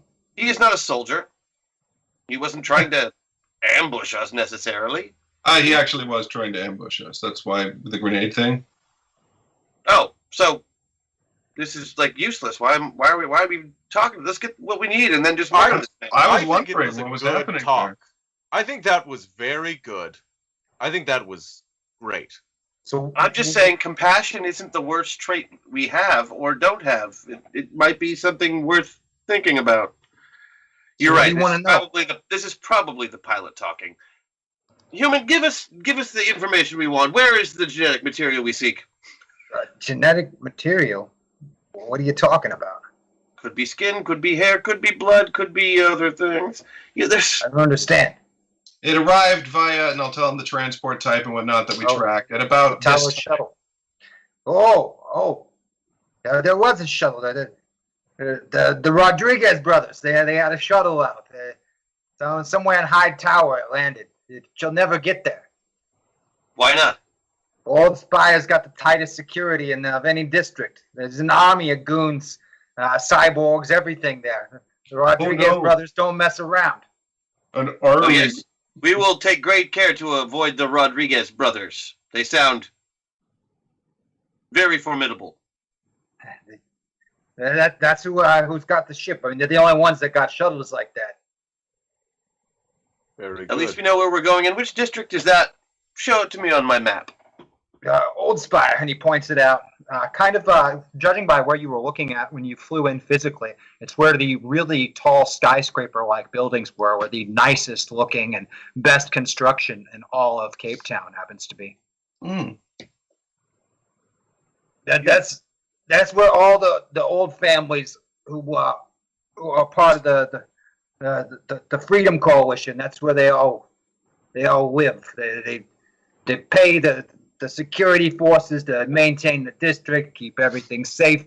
But really, they all fight with each other outside of their towers, just not in the district. It happens. That is why they will eventually lose. No cohesion. Indeed. Absolutely. Mm-hmm. Before you go in there, they're going to kill you. Oh, they can certainly try. No, they're not. You guys are crazy. It's great. Good luck. Thanks. Hey, you too. Thanks. Have a good night. I gotta get to a dock. Right. You do that. Yes. And he begins trying to put on the pieces of power armor. It's really almost painfully comical to watch because he clearly has no idea how to put on power armor. Do you want help? It's like watching a toddler trying to put on football pads. It's hilarious. If you don't mind, you could help me out. Yes. And I look over at Crash 11. Yes? Yes, what? Help? Should I help? You had the whole thing about showing compassion and stuff. I want to know if this is in line, because you are... 7, do you, and, do what you would do. Don't be afraid to embrace your true self. If you feel like you should help him by all means. I am going to help a little bit. There you go. He struggles with it, but you're able to get him in the power armor, and he begins staggering out the door. Despite having the power armor to assist him, he's still not walking very well. Now, keep in mind, when that med system tries to regulate his metabolism when it realizes he's injured, he's not going to have the metabolism necessary to process all those drugs. Oh, of course. I am. He'll be dead within the hour. We all know this, right? It was either he would be dead within the hour, or he would be dead within the hour after almost dying for the next hour. So yeah, cardiac arrest with that tiny little people heart is not going to. Oh my goodness! It's not going to go too well with him with the med system that are built inside of those suits. No. And with that, we reach the end of this current episode of Masters of the Metaverse. What's going to happen in 742? You're going to have to tune in next week to find out. Are they going to find the genetic material? And what exactly is this genetic material anyway? We are like the worst villains. I guess you're just going to have to tune in next week to see more of this wonderful cast pull off more crazy shenanigans and hijinks, and perhaps another game of headball. Don't forget to watch all of our other great Zoe program. You've got Void Jumpers that it's back on, and they're we've got all the stuff on the Fantasy Network you can't miss. You can watch all of the Journey Quest, all of the old gamers and current stuff, all of the Gamers Live, all of the old episodes of Masters of the Metaverse. I mean, there's so much stuff to watch on the Fantasy Network that you could have watched for all of quarantine so far and still not gotten through the entire library. There is that much material. But we love all you guys, and thank you so much for watching and for supporting the show, and we will see you all next week. Hey, do I get all these guys next week? You do get all these guys next week again. Same cast next week. Oh, all right. It's good to see you guys. Good to Love see you. everybody. Great to play with all of you. Have a good night, night, folks. See you next week.